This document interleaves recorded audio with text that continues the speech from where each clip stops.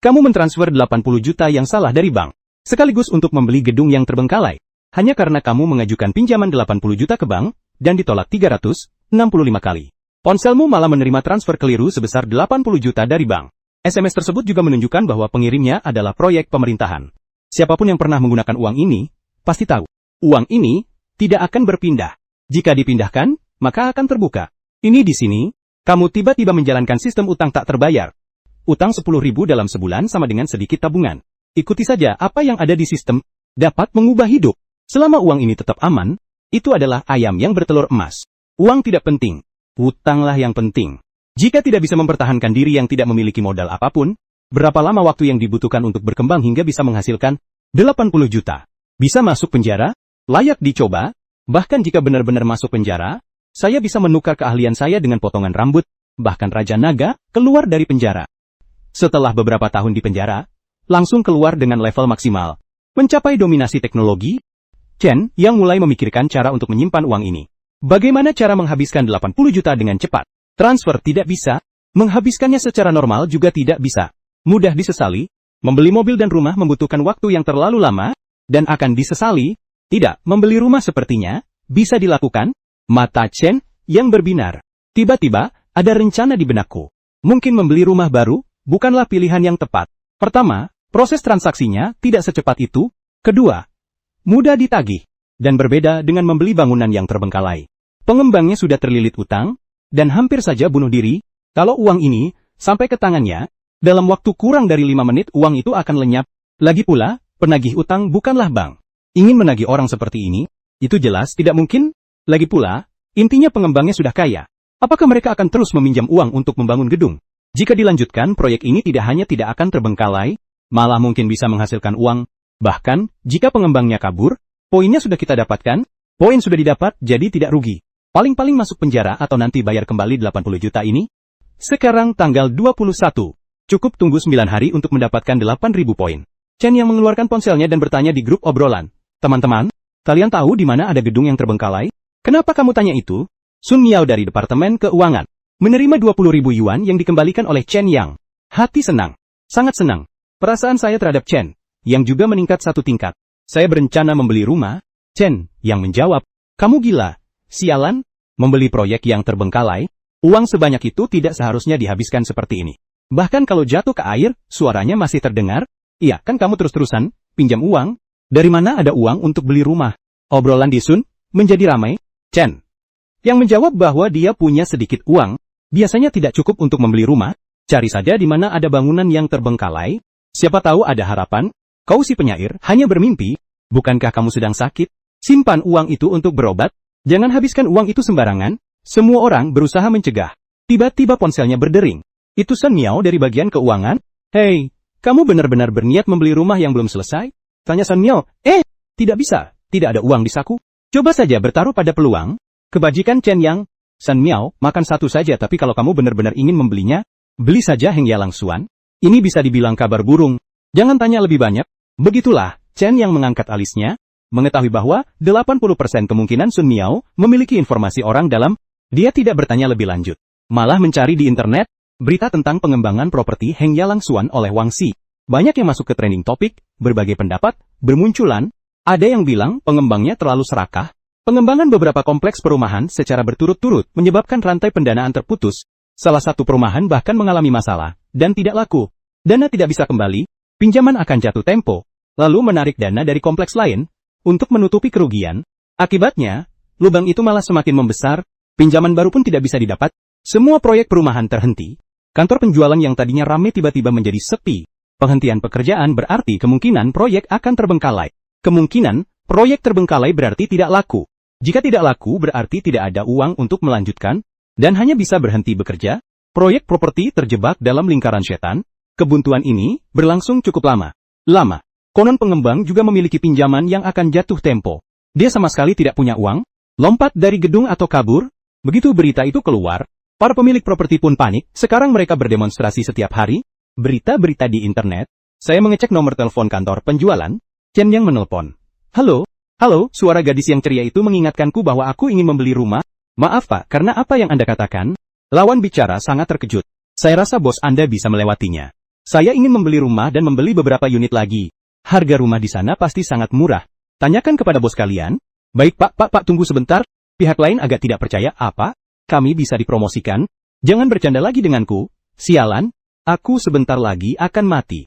Wang Yaozu, bos Wang Real Estate, tampak sangat terkejut. Benarkah Pak Wang? Pihak lain mengatakan ingin membeli beberapa set lagi, bukan? Dengan harga kami saat ini, tolong berikan nomor telepon Anda. Saya sudah sering melihat orang yang mudah ditipu, orang bodoh yang dengan sukarela mendekati kematian. Belum pernah melihat yang seperti ini. Orang ini lebih gila daripada yang masuk Tentara Nasional pada tahun 1949. Wang Yaozu dan Hu Yi datang.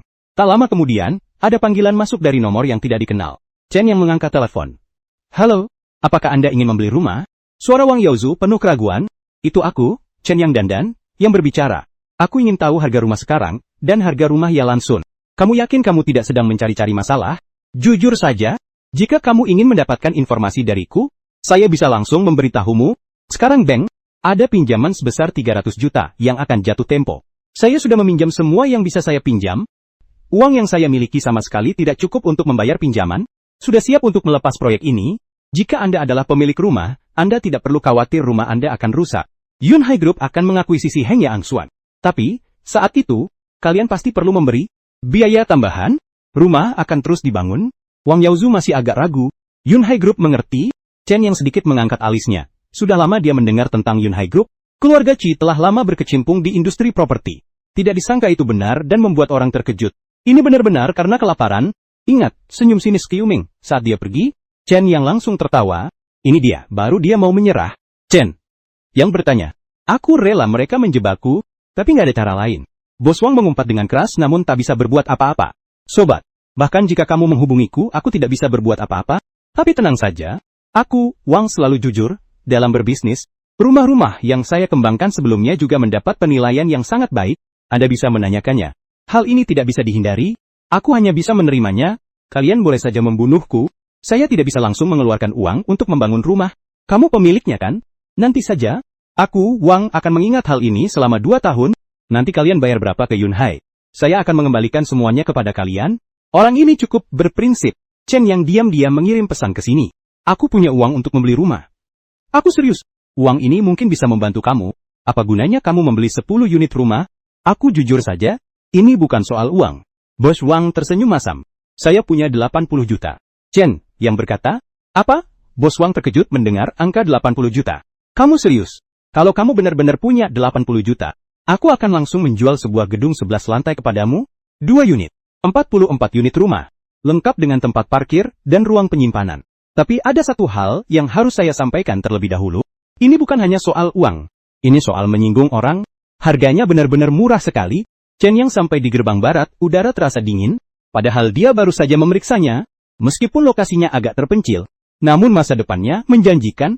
Saat orang lain membelinya, harganya masih 6 juta per unit. Tempat parkir 100 ribu. Biaya penyimpanan 100 ribu. Harus dibeli juga. Total 8 juta penjualan terikat. Ini baru berapa? Kurang dari 82 juta, ditambah gratis tempat parkir dan ruang penyimpanan, diskon 40%. Soal menyinggung orang, itu tidak masalah. Saya hanya punya 2 pertanyaan. Chen yang berdiri dan berlari bolak-balik ke posisi pertama. Bang Yongcheng, apakah Anda, jika ada hubungan, bisa melakukan transfer dalam jumlah besar? Sekarang transfer sudah disetujui oleh Bos Huang. Pinjaman itu diberikan oleh kantor pusat. Mereka sekarang menagihnya dengan gencar. Bahkan di tengah malam pun mereka bersedia membantu. Kedua, jika uang ini berhasil ditagih kembali, apakah kamu bisa mempertahankannya? Chen yang bertanya lagi. Bos Wang terdiam. Setengah hadiah untukmu, adik. Apakah ini uang haram?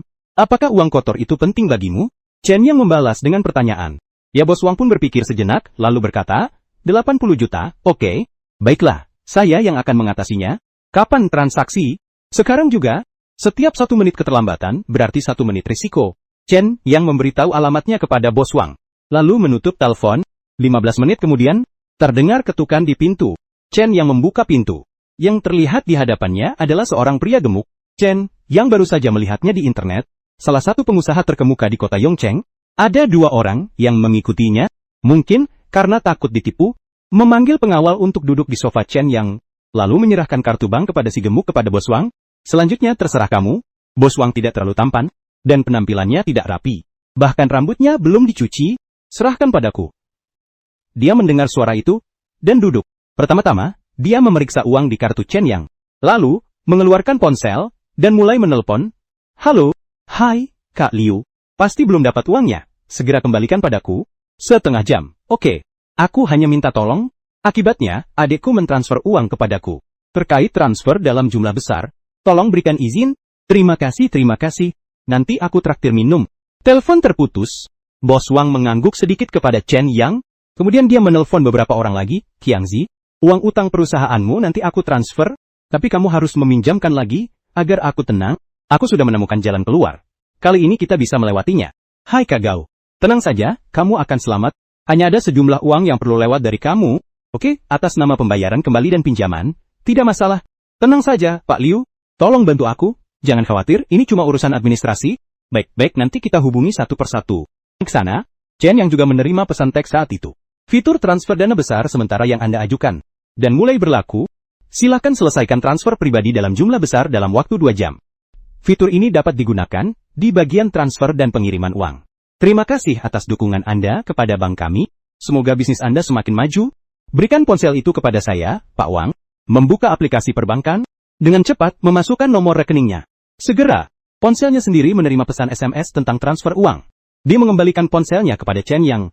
Lalu mengambil ponselnya dan membukanya. Dengan cepat memeriksa beberapa akun. Dengan jumlah yang berbeda-beda, ada beberapa juta, ada puluhan juta, dan 2 lagi yang lebih dari 20 juta. Beberapa menit kemudian, bunyi notifikasi SMS terus-menerus berbunyi. Pak Wang mengambil ponselnya dan melihatnya. Uang yang telah ditransfer kembali lagi. Dengan dalih pinjaman, dia kemudian mentransfer uang tersebut ke rekening perusahaan. Lalu menggunakan rekening perusahaan itu untuk mengajukan pinjaman, melunasi pinjaman. Setelah semua ini selesai, dia memeriksa riwayat panggilan. Sebuah panggilan telepon terkirim. Halo, apakah Kak Liu sudah menerimanya? Jadi, pinjaman ini bisa dianggap selesai ya? Hahaha, beruntung ada orang baik yang membantu. Kalau begitu, tunggu 2 hari untuk pinjaman baruku. Nanti kita bicara langsung. Keduanya berbincang sebentar lagi. Kemudian telepon terputus. Tuan Wang tampak jelas merasa lega. Tersenyum lebar. Namun dahinya penuh keringat. Jelas tadi dia merasa tertekan bro. Terima kasih. Kalau nanti butuh apa-apa, cari aku saja. Jangan sungkan. Silakan bicara. Dia menyeka keringatnya. Dia memberi isyarat kepada pengawalnya untuk mengambil sebuah tas dokumen. Mengambil kontrak Yida dari dalamnya. Setelah memeriksa dan memastikan tidak ada masalah, dia menandatanganinya. Hanya Lengsuan. Lokasi terbaik, saya sengaja menyimpannya dan tidak menjualnya. Saya ingin menunggu sampai harga properti naik. Semua sudah diserahkan kepada adikku. Anggap saja ini ucapan terima kasih dari kakak. Chen yang tidak melihatnya lebih lama. Dan tidak mengerti. Bagi dia, yang penting poinnya sudah didapat. Jika kontraknya palsu, bank juga tidak akan memaafkan si gemuk ini. Bagi Chen Yang dia, selanjutnya tinggal menghadapi tuntutan bank. Baiklah, Chen Yang, tanda tangani kontraknya. Keduanya saling membubuhkan kap jari, lalu masing-masing mendapat satu salinan. Transaksi ini bisa dibilang selesai. Sobat Bos Wang agak penasaran dengan uang ini. Boleh dibicarakan atau tidak masalah. Chen Yang dan Dandan salah mentransfer uang ke bank. Benarkah itu? Bos Wang jelas tidak percaya. Chen Yang membuka pesan itu dan memperlihatkannya kepada Tuan Wang. Tiba-tiba, Wang Tua menghirup napas dalam-dalam, sambil mengacungkan jempolnya. Kamu hebat bro, kamu benar-benar tangguh. Ini bisa masuk penjara? Tak heran kamu tidak takut membuat orang marah. Aku belum tentu masuk penjara. Chen Yang berkata dengan nada yang seolah-olah menyiratkan sesuatu. Uang pemerintah kota. Uang yang tidak bisa ditagih dari bank sudah habis. Uang mula yang diinginkan bank. Tuan Wang jelas juga memikirkannya, dan tiba-tiba merasa merinding. Terutama karena transfer dalam jumlah besar itu, dia yang membantunya mengaktifkan. Maaf ya, dia awalnya mengira Chen yang telah menggelapkan uang negara, atau uang dari luar negeri. Uang seperti itu, bisa diselesaikan lewat pengadilan. Apa yang bisa aku lakukan kalau aku memaksamu? Tapi ini uang bank, bukan bank daerah. Wah, dia tiba-tiba menyesal. Liu dari provinsi pasti juga nggak bakal lolos. Kita semua sudah tamat, jangan harap bisa dapat pinjaman bank untuk membangun gedung. Naskah hak cipta hancur, berpikirlah positif. Chen, yang kembali berbicara tentang berbakti kepada orang tua. Kamu jatuh ke air. Orang yang kamu cari di bank juga jatuh ke air. Uang pemerintah kota hilang. Bank mendesak untuk mendapatkan uang, lalu bagaimana dengan uangnya? Kamu juga tidak punya uang, jadi bank hanya bisa memberikan pinjaman kepadamu, agar kamu bisa terus membangun rumah. Hanya setelah rumah selesai dibangun, barulah ada uang. Nanti, semua orang akan baik-baik saja dan selamat. Proyek bangunan yang terbengkalai sudah tidak ada lagi. Anda telah melewati krisis. Grup Yunhai ingin bertindak lagi, harus melihat siapa saja yang ada di belakangmu. Itu bank. pemerintah kota dan para pemilik properti yang terus-menerus membuat keributan? Inilah cara terbaik, semua sudah aman. Tunggu, sampai rumahmu selesai dibangun dan dijual. Harga gedungku ini pasti naik 2 kali lipat. Bank tidak hanya mendapatkan kembali uangnya, tetapi juga meraup untung besar. Mereka tidak akan melakukannya, bahkan jika mereka tidak melakukannya, pasti ada yang mau mengambil 80 juta ini. Untuk 150 juta setahun kemudian, benarkah? Aku belum tentu masuk penjara. Kita semua punya masa depan yang cerah. Pawang menyadarinya. Setelah dipikir-pikir, memang benar begitu. Dia tak bisa menahan diri untuk tidak memandang Chen Yang dengan heran. Pemuda ini agak aneh. Hanya kesalahan transfer bank. Dia langsung menangkap hubungan antara Yunhai Group dan Wang Real Estate. Serangan gencar, bersiap untuk mendapatkan keuntungan tanpa modal. Tatapan Wang Yaozu berubah dalam perjalanan pulang. Bos Wang duduk di kursi belakang Mercedes-Benz. Semakin dipikir-pikir, Chen Yang ini orang yang sulit ditebak. Wah, ini serius. Dia terkesan dengan pemuda ini, karena bank salah transfer, dia bisa melakukan banyak hal, mengambil untung dari api. Luar biasa sekali. Sampai segitunya, pengawal di samping bos tidak bisa menahan rasa ingin tahunya. Lebih hebat dari yang kamu bayangkan. Bos Wang berkata dengan nada misterius. Kalian hanya melihat permukaan saja, mengira dia mengambil risiko demi keuntungan. Mungkin caranya, hari dia masuk penjara, adalah hari ketika namanya menjadi terkenal di seluruh dunia. Dan kini, di masyarakat, jika sudah terkenal, segalanya akan tercapai. Silakan gunakan rencana jahatnya untuk bangkit kembali. Orang-orang yang bersedia membantunya di saat sulit, pasti tidak sedikit. Atau menerima tawaran dari beberapa perusahaan untuk menjadi eksekutif, nanti menjadi orang sukses dan elit sepenuhnya, bahkan tanpa memperhitungkan hal ini, jadi dia bisa menghasilkan banyak uang sebagai selebriti internet. Lagi pula, dia belum tentu masuk penjara. Jujur saja, kalau tidak terlalu terlibat, akan dicurigai sebagai kejahatan berencana. Aku bahkan ingin mengajaknya bergabung. Pengawal itu terkejut mendengarnya dan berkata, aku kira itu hanya kecerdasan kecil. Ternyata itu adalah kebijaksanaan yang besar. Orang ini memiliki ambisi seperti Zhu Geliang, merancang strategi, menggunakan diri sendiri sebagai bidak, mengalahkan langit setengah langkah. Wang tua, bisnis memang begitu. Chen Seng, asal kamu mengerti saja. Jangan ceritakan soal hari ini untuk sementara. Mengerti? Itu bos apa? Belum menerima pembayaran. Salah transfer. Tidak mungkin. Aku periksa satu persatu.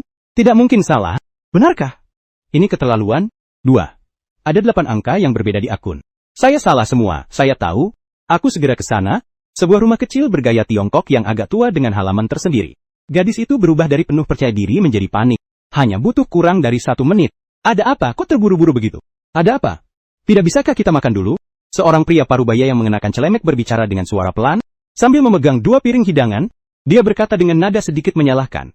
Biasanya kamu bilang aku sibuk, tidak menemanimu. Hari ini akhirnya bisa pulang lebih awal, aku masak 2 hidangan untukmu. Kamu memperlakukan opa seperti ini. Wajah gadis itu memucat saat dia berkata, aku mengacaukannya. Ada 1 transfer yang salah sebesar 80 juta. Pria parubaya itu sedikit mengerutkan kening. Kemudian mengangguk, dengan tenang dan tanpa emosi, dia berkata, ingatlah pelajaran ini. Lakukan segala sesuatu dengan serius. Kalau sebelumnya tiba-tiba hilang, tinggal mengejarnya kembali saja kan? Kamu tidak perlu khawatir. Kalau dikritik, ya terima saja. Anggap saja itu pelajaran. Kalau dipecat, cari kerjaan lain saja. Jangan terburu-buru dalam segala hal. Terburu-buru tidak akan menyelesaikan masalah apapun. Berinteraksilah sesekali. Pikirkan baik-baik. Oke. Setiap hari bilang suruh aku pergi. Gadis itu berani sekali. Mengenakan sepatu, mengambil kunci, dan pergi dengan langkah cepat. Bus, suara getaran ponsel terus berbunyi. Chen Yang melihat nomor asing di layar. Dia menekan tombol speakerphone dan terdengar suara yang cemas. Suara dari Mianyang terdengar masih muda. Saya Chen Yang. Chen Yang mulai berbicara, halo, Tuan Chen Yang. Maaf mengganggu Anda. 2 jam yang lalu, saya salah mentransfer uang. Saya baru saja memeriksanya. Uang itu sudah akan dikirim. Boleh tahu untuk apa uang itu digunakan? Gadis Inggris itu masih agak cemas. Tapi dia cukup sopan. Sikapnya juga baik. Chen Yang tak bisa menahan rasa bersalah di dalam hatinya. Sepertinya pekerjaan gadis ini sudah tamat. Nanti cari cara untuk menggantinya. Aku membeli rumah yang belum selesai. Chen Yang berkata dengan tenang. Heng Yalan, pengembang rumah Suan tidak punya uang untuk melanjutkan pembangunan. Saya memutuskan untuk menggunakan 80 juta ini. Untuk membeli semua rumah miliknya. Jadi dia punya uang untuk membangun gedung. Tenang saja. Setelah rumahnya selesai dibangun, aku akan menjualnya. Begitu dapat uangnya, aku akan membayarnya kembali kepada kalian. Masih bodoh? Suaranya hampir menangis sambil berkata, jangan bercanda. Proyeknya gagal, kamu tetap beli. Bagaimana kalau mereka tidak jadi membangunnya? Haha. Kalau tidak jadi dibangun, masih ada kalian kan? Chen Yang tak bisa menahan diri untuk menggodanya hingga tertawa. Bank kalian sudah mengeluarkan 80 juta. Kalau begitu, keluarkan sedikit lagi untuk jadi penampungnya. Baiklah, Aku akan menunggumu. Begitulah cara menghasilkan uang. Kami hanya bergerak di bidang keuangan, tidak lagi di bidang properti. Gadis itu panik. Tiba-tiba terdengar suara-suara yang berisik. Lalu orang lain yang mengangkat telepon. Halo, saya Zhao Jiangwu, Kepala Cabang Yongcheng. Saya peringatkan Anda, uang ini salah transfer. Dianggap sebagai penghasilan ilegal, akan dipenjara. Kalau begitu, tangkap saja aku. Seluruh domba mulai bicara. Saat aku melakukan hal-hal ini, sudah siap untuk masuk penjara. Saya tinggal di Jalan Budaya, Geng Wutong, Blok 6, Lantai 6, Unit 4. Laporkan saja ke polisi, kamu benar-benar bertekad untuk menjadi penunggak utang ya? Zhao Jiangwo marah besar. Jangan emosi. Kegelisahan tidak akan menyelesaikan masalah, pikirkan baik-baik. Kalau tidak bisa memahaminya, langsung saja lapor ke polisi. Lawan bicara itu tidak tahu diri.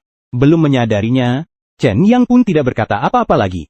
Dan menutup telepon, biarkan dia menenangkan diri, terlalu sombong. Di ruang rapat cabang Yongcheng, sekelompok orang, dengan ekspresi yang beragam, ada yang aneh, ada yang heran, ada yang tampak muram.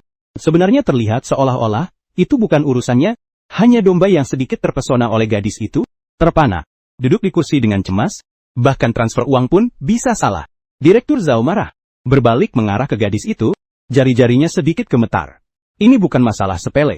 Laporkan ke atas. Bukan hanya gadis itu, dia juga akan celaka. Pak Direktur, apa yang harus kita lakukan sekarang? Ada yang melapor ke polisi? Tunggu dulu. Gubernur Zhao duduk di kursi sambil mengerutkan kening dan berpikir sejenak. Tiba, ia menuangkan teh. Rekan kerja tidak bisa mentransfer uang sebanyak itu. Pasti ada yang membantunya. Apakah ada orang dalam? Periksa juga rekening Wang Yaozu. Lihat kemana uang itu mengalir, gunakan semua koneksi. Hal ini tidak bisa disembunyikan. Tapi kalau kita bisa memberikan penjelasan dan mengembalikan uangnya, pihak atas juga tidak akan mempermasalahkannya. Meskipun jumlah uangnya cukup besar, tapi bagaimanapun juga ini hanya masalah kecil karena salah transfer rekening. Wajah semua orang sedikit berubah. Kata-kata ada pengkhianat itu agak menakutkan. Mereka tak bisa menahan diri untuk tidak menatap gadis itu. Wajah gadis itu pun langsung berubah. Dia benar-benar salah menekan tombol, hanya kesalahan kerja. Kalau sampai dicap sebagai pengkhianat, itu berarti menjadi kaki tangan. Tapi siapa yang peduli dengan ekspresinya? Direktur Zhao menepuk meja. Ayo kita mulai, semuanya. Tak lama kemudian, berbagai dokumen diletakkan di hadapan Direktur Zhao. Dia melihat dokumen-dokumen itu dengan ekspresi tak percaya. Orang-orang di sekitarnya pun demikian. Semua tampak tak percaya. Uang orang ini masuk dalam waktu kurang dari 20 menit. Langsung ditransfer, begitu tegas, rekening Presiden Bank Wang Yaozu, kurang dari 1 menit setelah uang masuk, sudah ditransfer ke 8 rekening. Semua adalah rekening perusahaan, 2 diantaranya bukan perusahaan kecil. Ada perusahaan dari ibu kota provinsi, juga ada perusahaan lokal di kota Yong. Kami menelpon untuk menanyakan, mereka mengatakan itu adalah uang pembayaran utang Wang Yaozu. Direktur Bank. Berdasarkan penyelidikan saya terhadap Wang Yaozu dan rekening perusahaannya, ternyata 8 perusahaan tersebut dalam beberapa menit, kembali. Dengan dalih pinjaman, menyetor uang ke rekening perusahaan Wang Yaozu sebanyak 8 kali. Total 80 juta. Ini adalah modus operasi sindikat pencucian uang, ada yang lebih gila lagi. Rekening perusahaan Presiden Bank Wang Yaozu sebelum menerima, kurang dari 3 menit, dengan dalih, untuk melunasi pinjaman bank, mentransfer uang ke kantor pusat. Wakil Presiden kantor pusat Liu bertanggung jawab atas pinjaman ini. Telah ditemukan surat balasan dari kantor pusat kepada Direktur, rekening Chen, yang untuk sementara diaktifkan untuk transfer dalam jumlah besar, atas permintaan Wakil Direktur Liu melalui telepon. Seorang rekan di kantor pusat untuk membentuk tim. Pengkhianat di dalam adalah Wakil Presiden Liu. Semua orang tampak tak percaya. Gubernur Zhao tercengang. Si Cheng yang ada di atas, dia mengeluarkan ponselnya, dan langsung menelpon. Wakil Presiden Liu adalah mantan atasannya. Dulu dia naik pangkat dari cabang Yongcheng. Jika terjadi sesuatu pada lawannya, dia juga tidak akan bisa lolos. Halo Pak Pimpinan, kamu bermasalah? Benar, aku tidak membohongimu atau mengutukmu. Ada masalah besar? 80 juta yang kamu transfer. Baik, aku tunggu teleponmu. Menutup telepon, Gubernur Zhao duduk dengan tiba-tiba dan merasa pusing. Hanya salah transfer uang saja. Kenapa bisa melibatkan begitu banyak orang? Dulu selalu bisa mengejarnya kembali dengan mudah. Kota Yong ibu kota provinsi Dongjiang. Kantor pusat dan cabang-cabangnya berada di Yongcheng kantor pusat. Kantor wakil direktur. Wakil Presiden Liu dengan marah-marah menelpon. Dia hampir terkena stroke karena marah. Bajingan, apa yang kamu lakukan? Uang haram itu juga membuatku membantumu membuka batas transaksi besar? Kamu gila ya? Suara Wang yang tenang terdengar. Apakah aku sudah gila? Kakak Liu, ini satu-satunya jalan keluar bagiku. Kamu pikir aku gila? Wakil Presiden Liu terdiam. Merasa sangat pusing. Bertemu pembunuh yang membantai tikus di dunia? Ini bukan urusanku. Pinjamanmu ditolak. Bahkan yang menagih adalah wakil direktur bank yang lain, yang bernama Zhou. Siapapun pelakunya, sekarang kita semua terjebak di sini. Kalau mau hidup kita harus hidup bersama. Kalau mati, kita mati bersama. Hidup apa-apaan? Wakil Gubernur Liu menahan amarahnya dan berkata, mengenai hal ini. Kalau ini bocor, aku tamat tahu. Tidak, kamu masih punya jalan keluar. Pawang mengadopsi ide Chen Yangchu. Melalui telepon. Jadi, kamu mengerti? Kamu sudah terjerumus, tidak ada pilihan, dan kamu berpikir begitu. Gedung ini saja, begitu selesai dibangun nilainya mencapai 1,5 miliar. Jika diserahkan ke bank, Anda akan berjasa besar. Jika diserahkan kepada individu, dalam setahun kamu akan mendapat untung bersih 70 juta.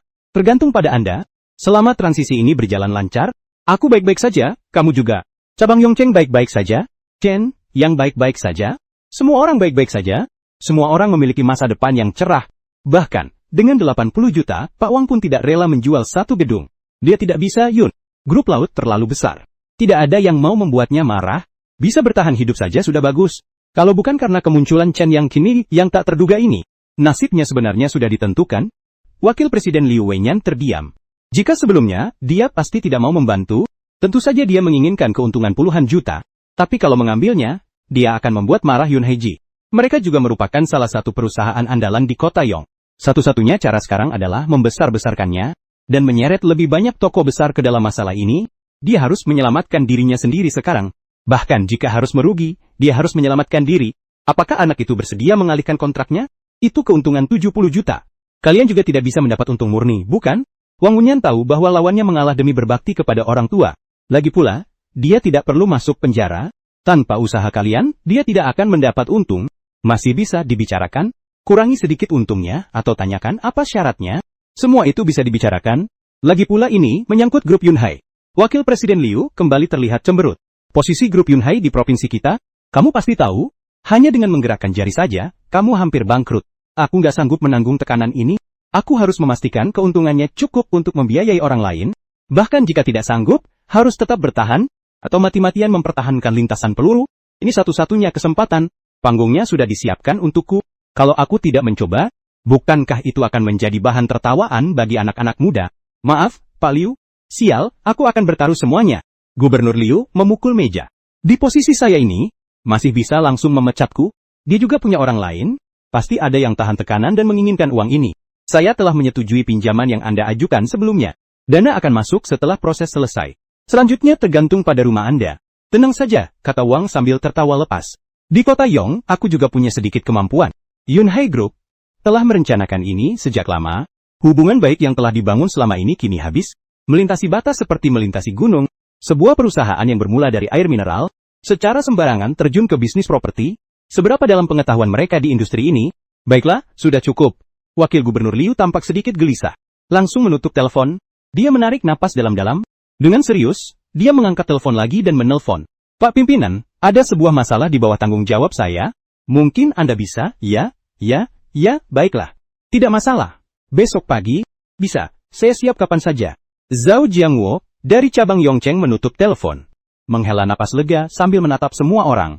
Semua orang saat ini menatap Zhao Jiangwo. Untuk mendapatkan jawaban, kasus Zhao Jiangwo tentang berbakti kepada orang tua sudah ada keputusannya. Besok pagi, akan ada orang yang datang. Nanti, aku akan menemani kamu ke sana. Sepertinya tidak akan ada dampak apapun bagi cabang kita. Kalian pulang dulu, dan istirahatlah. Selesai kerja? Bagus sekali. Akhirnya selesai. Semua orang menghela napas lega. Satu persatu, mereka berdiri dan pergi. Domba itu karena gadis itu menatap Zhao Jiangwo dengan tatapan penuh harap. Zhao Jiangwo berpikir sejenak lalu berkata kepada Paman Luang, kamu pulang dulu, dan renungkanlah. Ingat pelajaran ini. Jika kejadian ini bisa berlalu dengan lancar, kamu akan baik-baik saja. Tapi jika tidak, aku mengerti. Paman Luang mengangguk-angguk. Diam-diam dia menghela napas lega. Itu tidak penting lagi. Asal bukan kaki tangan atau pengkhianat. Sudah cukup. Paman Luang pulang dengan mengendarai skuter listrik. Baru saja mengganti sepatu, lampu menyala. Baru saat itu, dia menyadari bahwa ayahnya masih duduk di sofa, sambil memegang ponsel. Membuat Paman Luang kelelahan. Sedikit mengharukan dan sedikit sedih, berjalan ke samping ayah. Dan duduk, pria parubaya itu tetap tenang. Masalah Pulau Telur sudah terselesaikan? Sudah beres kan? Sepertinya belum selesai. Dia tidak terlalu yakin. Paman Luang menceritakan kronologi dan perkembangan kejadian tersebut. Secara rinci, pria parubaya itu sedikit merenung. Tiba-tiba tertawa riang. Sungguh menarik, keluarga Qi, dari grup Yunhai, kali ini bisa dibilang sia-sia belaka, tapi itu juga hal yang baik. Para pemilik properti di Wang Real Estate sudah berdemonstrasi selama beberapa hari. Lebih baik kalau bisa diselesaikan sendiri. Kamu masih tertawa. Padahal aku ketakutan. Paman Luang berkata dengan marah. Kamu tidak tahu? Mereka semua curiga ada orang dalam. Hampir saja jadi korban. Kalau aku jadi makanan persembahan kamu juga tamat. Tidak bisa main-main sedikit pun. Parubaya. Pria itu menaikkan suaranya dengan nada yang agak mendominasi. Sambil tersenyum, Huyu berbisik menenangkan putrinya. Ini tidak masuk akal. Tenang saja. Entah bagaimana kelanjutannya. Wah, sepertinya aku bakal kehilangan pekerjaanku. Paman Luang Shuen menghela napas. Pria parubaya itu tersenyum sambil berdiri dan masuk ke dalam. Menguntungkan, pasti ada yang memetik buah persik. Sebelumnya tidak ada yang melakukannya, karena reputasi Yunhai Group. Sekarang ada seorang pemuda yang sangat berani, yang dengan satu tendangan, telah menghancurkan reputasi grup Yunhai. Tentu saja, mereka tidak memiliki banyak pertimbangan. Meskipun Wang Real Estate mengalami kerugian besar karena menjual properti dengan harga murah. Namun, di tengah ancaman hidup dan mati, hal ini tidak berarti apa-apa. Anak muda bernama Chen Yang itu, terlepas dari apakah dia tahu atau tidak, telah membuat Yunhai Group sangat marah. Selanjutnya, semuanya kembali seperti semula untuk sementara waktu. Laba bersih yang sangat besar. Keluarga Wang, orang yang bernama Chen. Yang itu adalah keturunan Kui. Tergantung bagaimana dia memandangnya. Jika ini bukan kebetulan, pasti ada rencana yang mengejutkan. Namun, meskipun itu hanya kebetulan, dan bisa memanfaatkan situasi untuk mendapatkan keuntungan, anak muda bernama Chen. Yang itu juga tidak main-main, pikirannya lincah, tidak terpaku pada satu cara dalam bekerja, orang yang berbakat, kamu hanya jadi korban, jangan terlalu banyak berpikir, istirahatlah lebih awal, jangan begadang. Kompleks perumahan sewa, Chen yang menunggu setengah jam, tetapi tidak ada polisi yang datang. Dia mengerti maksudnya, memesan makanan untuk dimakan sebentar, bermain ponsel selama beberapa jam untuk mengetahui dunia. Lalu tidur lebih awal, mengingat kembali kejadian hari ini, benar-benar seperti mimpi. Keesokan paginya, Chen yang bangun pagi-pagi sekali, sudah lama tubuhnya tidak tidur sampai bangun dengan sendirinya, benar-benar segar dan bugar. Selesai mandi, Chen yang memasak mie dan memakannya, dan menyalakan televisi. Berita pagi sedang ditayangkan di televisi. Selamat pagi para pemirsa berita pagi kota Yongcheng. Selamat menonton berita pagi. Berita hari ini, kemarin, seorang mahasiswa berani menyelamatkan seorang anak yang jatuh ke air. Warga Zhao Quanwei, Pak Zhou memenangkan kejuaraan Go. Yi Zhanglu menghadiri upacara serah terima proyek pembangunan kota. Dalam berita, semuanya masih tenang, negara aman dan rakyat sejahtera. Seolah-olah semua yang terjadi kemarin tidak pernah terjadi. Tapi tepat saat itu, terdengar suara ketukan pintu. Chen yang mematikan TV dan bangkit untuk membuka pintu. Di luar berdiri dua orang, seorang pemuda, seorang pria parubaya. Halo Chen Yang, ini Hu Guangyu. Mari berkenalan. Pemuda itu mengulurkan tangannya. Dia kurus, mengenakan setelan yang pas, senyumnya hangat dan anggun. Halo Chen yang tersenyum, mengundang keduanya masuk ke dalam rumah.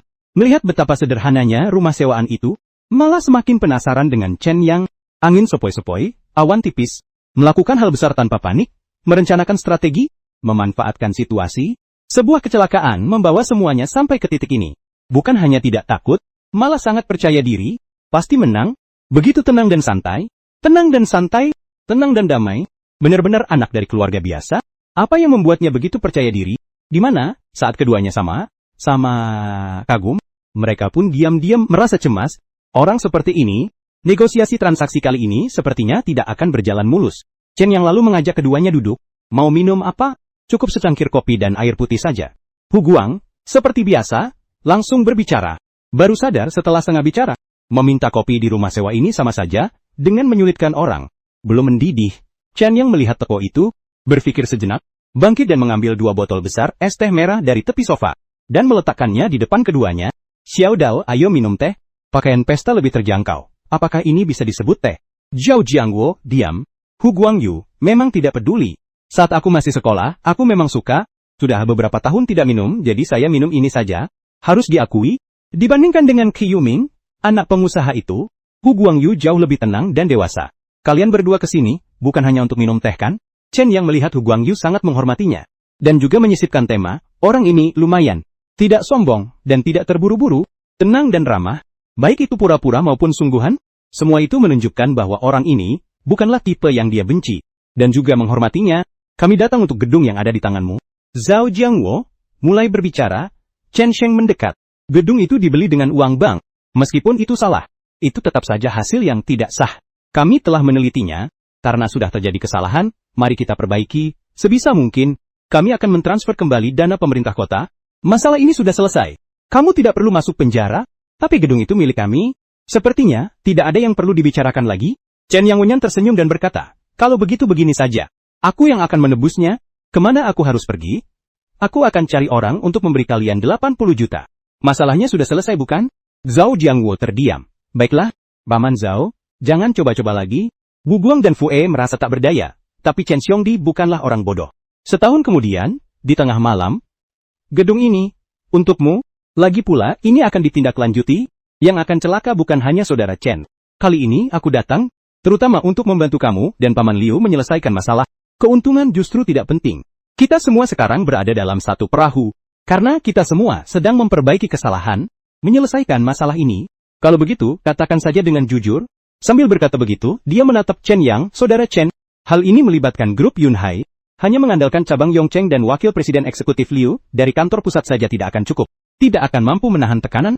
Jika kamu tidak mau melepaskannya, akibatnya, semuanya akan hancur. Cabang Yongcheng sial. Paman Liu, dari kantor pusat mundur, kamu masuk penjara. Wang Yaozu tidak mendapat pinjaman, rumahnya tetap hancur. Pada akhirnya, Yunhai Group yang diuntungkan, ayahku pasti bisa mengatasinya. Tapi meskipun ini untuk membantu Paman Liu dan Paman Zhao melarikan diri, tetapi bagaimanapun juga itu adalah tindakan yang membuat orang marah. Ceritakan syaratmu. Selama tidak berlebihan, aku yang memutuskan, itu baru benar. Chen yang tersenyum kepada Wenyan, melirik Zhao Jiangwo ke, sebenarnya saya juga tidak tertarik dengan rumah itu, tapi aku sangat tertarik dengan utang. Jadi 80 juta, kamu pinjamkan aku 80 juta. Gedung ini jadi milikmu, tunggu sampai tahun depan saat gedung ini terjual, kita akan dapat 1,5 miliar. Saya meminjam 80 juta. Akan saya bayar kembali beserta bunganya. Sama saja dengan tanpa syarat apapun, kamu tidak mungkin untung. Wu Guangyu menggelengkan kepala sambil berkata dengan pasrah. Bukan karena aku tidak percaya, tapi faktanya, kamu tidak pernah punya pengalaman berbisnis, mempinjamkan 80 juta. Aku takut 80 ribu pun tidak bisa kembali. Kalau begitu, dengarkan juga syaratku. 10 juta, aku akan memberimu 10 juta. Kamu serahkan gedung itu kepadaku. Semua hal selanjutnya, tidak ada hubungannya lagi denganmu, itu sama saja dengan untung bersih 10 juta. Bagaimana cara mendapatkan keuntungan dari situasi tak terduga ini? Mendapatkan keuntungan besar, tanpa modal, kamu juga untung kalau ini terjadi padaku. Uang, itu yang kedua, aku bisa membanggakan hal ini seumur hidup. 10 juta, Chen. Yang berpikir bahwa uang sebanyak itu bukanlah jumlah yang sedikit. Ini adalah uang hasil jerih payah, bukan utang. Tidak dihitung poin, tanpa poin, tidak bisa menukar keterampilan. Tanpa keterampilan, untuk apa 10 juta ini? Kalau benar-benar berbisnis, itu baru namanya bodoh. Kamu takut rugi habis-habisan. Chen yang cukup mengenal dirinya sendiri, jika bisa mengalahkan, maka akan kaya raya. Jika berbisnis dengan jujur, pasti akan rugi besar. Berpikir licik dalam dunia bisnis, pada akhirnya, saya masih terlalu muda. Menipu pengguna adalah tindakan yang tidak bermoral, memiliki masa depan yang cerah, tidak perlu menodai diri sendiri. Keduanya pun saling berhadapan. Jelas keduanya tidak puas dengan syarat yang diajukan pihak lain. Aku punya cara. Tiba-tiba Zhao Jiangwo angkat bicara dan memberikan saran.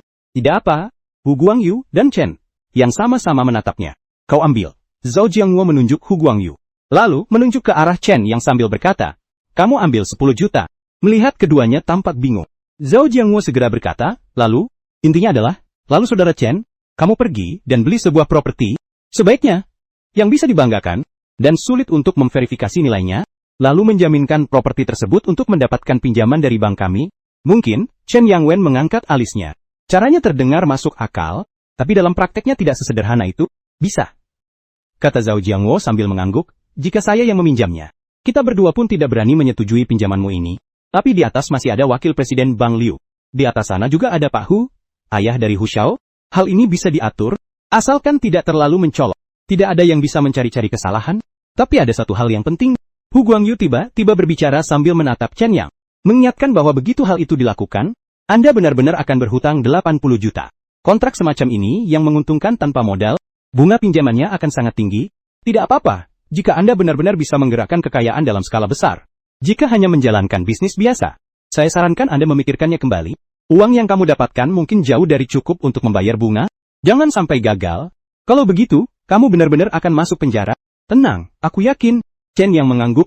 Lalu Zhao Jiangwo tiba-tiba berkata, saya ingin menambahkan satu hal. Mengingat jumlah uang yang begitu besar. Dan lagi, ini kasus khusus seperti kamu, aku butuh jaminan tertentu. Jadi apapun yang akan kamu lakukan, orang yang mengurus pembukuan, haruslah orang dari bank kami. Untuk mencegah Anda menghadapi bahaya, bank kami akan menyediakan 2 pengawal untuk Anda. Gaji akan ditanggung oleh kami. Terakhir, ini yang paling penting, yaitu, jika bisnis yang Anda jalankan mengalami kerugian besar, kami dapat meminta Anda untuk segera melunasi pinjaman kapan saja. Wah, Chen yang tak bisa menahan diri untuk tidak memandang Zhao Jiangwo dengan kagum. Orangmu yang mengurus pembukuan, artinya, uang tidak boleh dihabiskan sembarangan, harus digunakan dengan bijak. Pengawal adalah orangmu yang melindungiku. Ini untuk mengawasi kita kan? Takut aku kabur? Ini satu-satunya, dan satu-satunya cara yang masuk akal. Zhao Jiangwo tersenyum getir, jangan lihat aku. Jika modalku habis, atau kamu kabur, sisa hidupku akan hancur. Oke, aku setuju. Chen yang mengangguk. Bagi dia, itu tidak penting. Yang penting adalah, poin yang diterima pada akhir bulan, teknologi penukaran, lalu memulai pertandingan yang mudah. Rugi tidak mungkin terjadi. Apa yang dimaksud dengan serangan dimensi rendah dalam konteks teknis?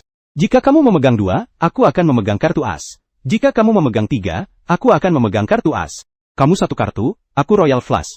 Benar, aku punya kartu raja di tanganku. Ini bisa jadi kontrak kan? Zhao Jiangwo melihat Chen yang menyetujuinya. Tidak berkata apa-apa lagi, mengeluarkan kontrak yang sudah disiapkan. Lalu, dia mengeluarkan selembar kertas putih lagi. Kamu juga tidak perlu khawatir, dia akan berubah pikiran setelahnya. Aku akan menulis surat pernyataan untukmu. Jika berubah pikiran, aku akan masuk penjara bersamamu. Dia mulai menulis dengan cepat. Setelah selesai menulis, dia menekan tombol pemutaran perdana dan menandatanganinya. Lalu menyerahkannya kepada Chen yang, perhatikan benda ini. Jangan sampai orang lain, selain kita mengetahuinya. Lihat isinya. Jika bisa, saya akan mengemasnya. Setelah kamu selesai mengurus pinjaman, harus mengembalikannya kepadaku tanpa ada yang berubah. Jangan dibuka di tengah jalan, karena saya tidak yakin apakah Anda akan memfotokopinya.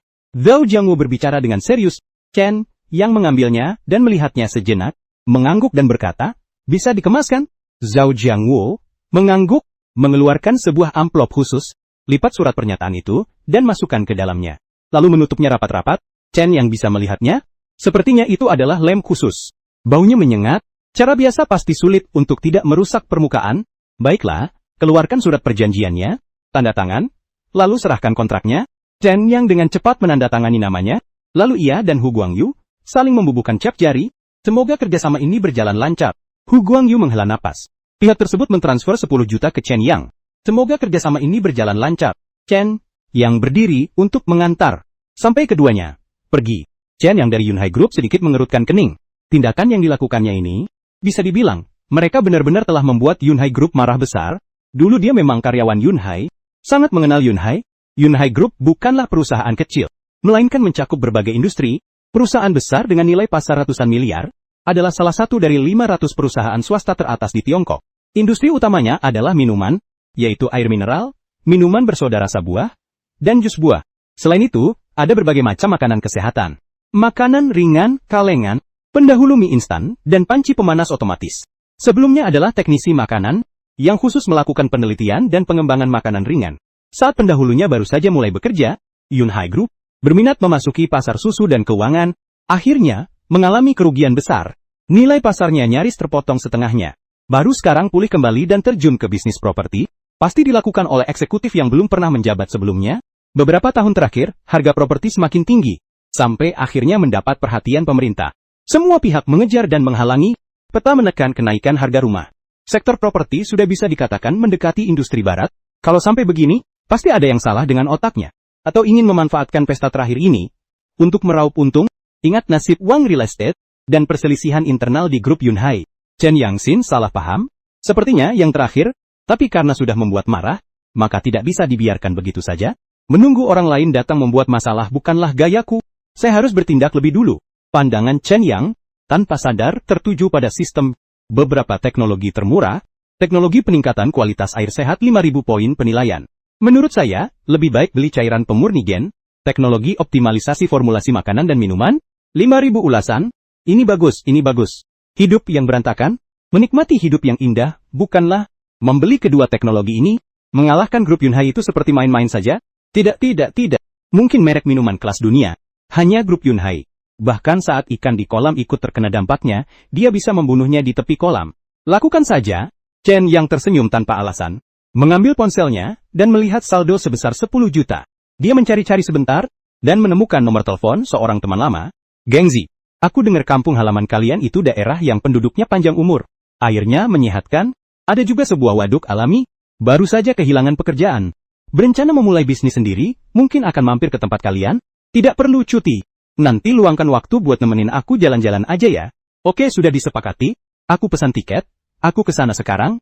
Sampai jumpa siang nanti. Sekitar 1 jam lagi. Chen Yang dengan santai membuka pintu kamar. Begitu pintu terbuka, di luar hanya ada 4 orang yang berdiri. Salah satu dari mereka mengangkat tangannya hendak mengetuk pintu. Keduanya terkejut. Aku pergi ke Chen Yang dan melihat 2 pria bertubuh kekar di depanku. Segera mundur selangkah. Baru saat itu terlihat Zhao Jiangwo berdiri di belakang. Apa pekerjaan? Chen Yang menghela napas lega. Zhao Jiangwo juga terkejut. Saat hendak berbicara, ia melihat tas yang dipanggul Chen Yang bawa. Tiba-tiba Hu Yi bertanya. Kamu mau kemana? Hu Yi tidak punya pilihan. Sekarang semuanya sudah selesai. Orang yang paling rugi di dunia selain Yunhai Group adalah dia. Untuk pamer di depan Tuan Hu, dia dengan sukarela mengambil alih urusan selanjutnya. Menulis surat pernyataan kepada Chen Yang. Saat itu hanya ingin menunjukkan diri di hadapan Tuan Hu. Setelah pulang, aku semakin takut memikirkannya. Hanya untuk pamer, meninggalkan kesan yang cukup kuat, bukti yang cukup untuk menjeratnya. Apakah itu sepadan? Dia segera memperbaiki hubungannya, mencari 2 mantan tentara yang tangguh, lalu memilih sendiri akuntan yang cocok. Dan datang dengan terburu-buru. Yang saya inginkan hanyalah 1, jaga-jaga, tepat saja bertabrakan lagi. Chen Yang terlihat seperti hendak melarikan diri. Kamu tidak menginginkan 80 juta itu. Zhao Jiangwo mengajukan pertanyaan. Ya, Chen Yang, itu salah. Melihat raut wajah Zhao Jiangwo, aku langsung mengerti. Tanpa kata-kata, inilah pengawal dan bendahara yang kamu cari kan? Menurutku kamu terlalu terburu-buru, uangnya belum diterima. Kamu sudah membawa orang? Uang di saku saya adalah milik saya sendiri. Kalian tidak perlu mengurus pembukuannya. Zhao Jiangwo diam-diam merasa lega. Anak anjing itu tuh tinggal beberapa hari lagi. Setelah kamu memutuskan apa yang akan kamu lakukan persiapan awal. Bisa diajukan kapan saja. Setelah diajukan, dana akan disetujui. Mereka semua digaji, tetap datang lebih awal atau lebih terlambat, bayarannya tetap sama. Bukankah ini untuk menjamin keselamatan Anda? Aku tidak percaya padamu. Kamu pasti ingin memastikan surat perjanjian itu aman kan? Chen Yang terdiam. Aku sudah janjian dengan teman lama, untuk meninjau proyek di kampung halamannya. Jika bisa, akan segera diputuskan. Tidak akan kabur. Jangan khawatir. Aku jauh lebih cemas daripada kamu. Bawa mereka. Aman, nyaman, dan ada yang merawat, belum lagi. Semua pekerjaan berat dan kotor serahkan saja padanya. Sambil berkata, Zhao Jiangwo menunjuk ke arah orang keempat, yaitu seorang gadis yang berdiri di sampingnya. Chen Yang menengada, gadis yang baru tumbuh dewasa, wajahnya masih agak tembem, mengenakan setelan kerja, muda dan cantik. Wajah yang cantik, menakjubkan tanpa terkesan norak, termasuk jenis yang semakin sering dilihat semakin menarik. Wanita cantik sejati, dia yang mengerjakan pekerjaan kotor dan berat. Pak Zhao, apa yang kamu lakukan ini? Mencoba menghentikan orang-orang yang mendadak kaya? Bingung dalam hati, gadis itu pun mengangkat kepalanya, mata besarnya dipenuhi rasa ingin tahu dan kemarahan. Halo, nama saya Paman Luang, nanti saya akan menjadi sekretaris Anda, serta asisten, bendahara, dan pengelola kehidupan. Kepala bank kami memberi perintah, agar tidak berpisah sedetik pun. Semoga kamu bisa menerimanya. Suara domba terdengar. Luang berkata bahwa Dark Brain sengaja membuat Chen Yang menolak. Dia tidak mau melakukan hal seperti itu. Tapi sayangnya, kesalahannya ada padanya. Zhao Jiangwo langsung menunjuknya, bahkan tidak ada kesempatan untuk menolak, tidak bisa berhenti begitu saja. Kalau melakukan kesalahan, langsung kabur pulang. Ayah sudah bisa memberi nasihat selama bertahun-tahun, dan malah mengundurkan diri dan kabur. Hal ini pasti akan tersebar, nanti kita bakal hancur. Bagaimana bisa menatap muka teman-teman dan sahabat-sahabatku? Pasti akan jadi bahan tertawaan selama bertahun-tahun. Kalian tahu, siapa itu kan? Bekerja di bank dan salah mentransfer 80 juta. Dia sendiri yang mengundurkan diri dan kabur. Itulah dia. Hanya memikirkannya saja sudah membuat kulit kepalanya merinding. Menghirup napas dalam-dalam, Paman Luang menatap Chen Yang sambil mengedipkan mata. Hati ini juga merasa penasaran. Aku hanya salah transfer. Orang ini malah melakukan tindakan yang mengejutkan. Bahkan mata sendiri, ayah yang lebih tinggi dari langit pun mengatakan dia adalah orang berbakat. Di usianya yang masih muda, apakah otaknya begitu cerdas? Lagi pula, dari mana dia berani? Apakah benar-benar ada orang yang rela mempertaruhkan nyawa demi kesempatan? Apakah dia tidak akan ragu, tidak akan bimbang, tidak akan ragu-ragu? Kenapa dia begitu tegas? Satu langkah salah saja, dia benar-benar akan masuk penjara. Saat dia penasaran, Chen yang mendengarkan suara yang akrab dan mudah dikenali ini, aku juga baru sadar, Orang yang salah transfer uang ya? Paman Luang langsung muram. Zesha Jiangwo hanya mendengus 2 kali. Benar. Orang seperti dia sebaiknya pergi merugikan orang lain saja. Saya kepala bank ini, menderita penyakit jantung, tidak tahan dengan kejutan seperti ini. Suruh dia bantu aku mengurus pembukuan. Chen Yang malah bingung. Menarik Zhao yang sudah tua ke samping, berbisik padamu. Takut dia membalas dan membuatku bangkrut. Tentu saja tidak. Wajah Zhao Jiangwo sedikit berubah. Hatinya pun mulai bergumam, tapi di luar terlihat kuat saat dia dipindahkan ke cabang kami. Saya sudah melihat datanya. Lulusan universitas ternama, akuntan profesional. Semua jenis sertifikat tersedia. Dulu, saya tidak pernah percaya, orang seperti ini akan datang ke kuil kecil kami. Lagi pula, kalau ke bank investasi besar atau 4 bank besar semacam itu, mereka pasti tidak akan menolak.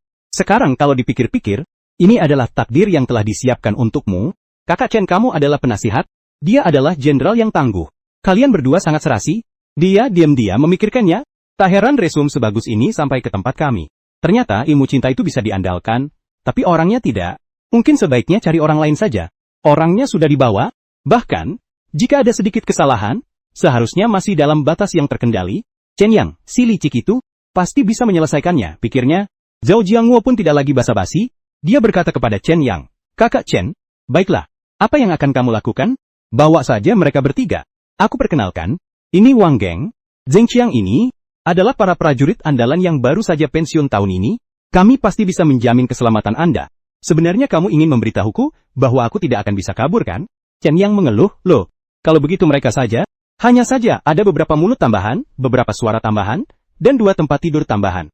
Kalau begitu, ikuti aku. Kalau begitu, aku pulang dulu ya, sampai jumpa. Tuan Hu sedang membicarakan bisnis dengan Bos Wang. Sudah waktunya untuk mengakhiri ini, aku pergi mengantar Zhao Jiangwo dan menyapanya. Pergi dengan tergesa-gesa. Chen yang sedikit terkejut mendengar kabar ini. Tuan Hu ini sepertinya ingin mendapatkan keuntungan dari kedua belah pihak. Tak heran dia begitu dermawan sampai langsung memberi 10 juta. Di tempat Wang Yaozu, dia pasti juga mendapat untung besar, tapi kalau dipikir-pikir memang begitu. Tanpa alasan jelas, membuat Yunhai Group marah. Adalah keuntungan puluhan juta ini, orang itu mungkin tidak perlu repot-repot. Meskipun itu untuk menyelamatkan anak buahnya. Tapi Wang Yaozu bisa melewati masa sulit itu semata-mata, karena dia mampu menahan tekanan, mengorbankan sebagian keuntungan di masa depan bukanlah hal yang salah. Ayo berangkat ke kawasan bisnis distrik Jinjiang, kota Yongcheng. Gedung Yunhai Group berdiri tegak di sini. Berbeda dengan yang tersebar di seluruh provinsi Dongjiang.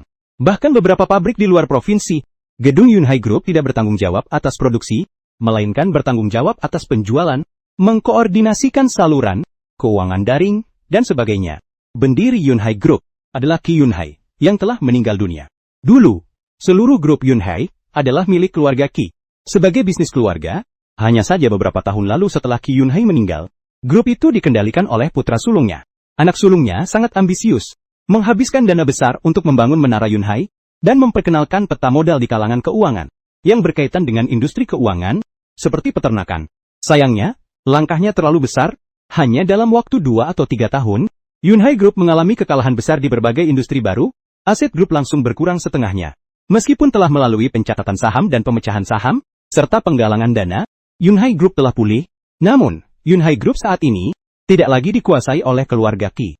Keluarga Qi lebih seperti maskot, memiliki saham kurang dari 15%. Sisa sahamnya dikuasai oleh berbagai pihak. Meskipun secara nominal bos keluarga Qi adalah ketua dewan direksi, namun pada kenyataannya sudah lama tidak memiliki kekuasaan.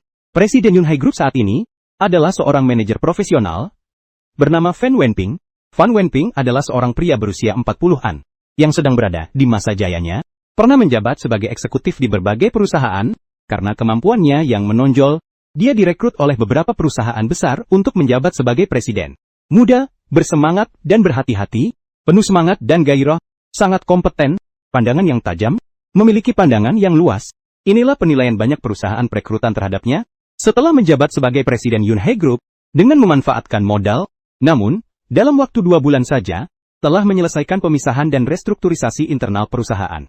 Telah dilakukan PHK besar-besaran dan penyempurnaan tenaga kerja inti, bahkan memanfaatkan kesempatan ini, untuk menggulingkan ketua dewan direksi. Harus diakui, orang ini sangat kompeten, kepercayaan modal, dukungan karyawan. Fan Wenping saat ini, punya pengaruh besar di dalam grup Yunhai, seperti keluarga Qi di masa lalu.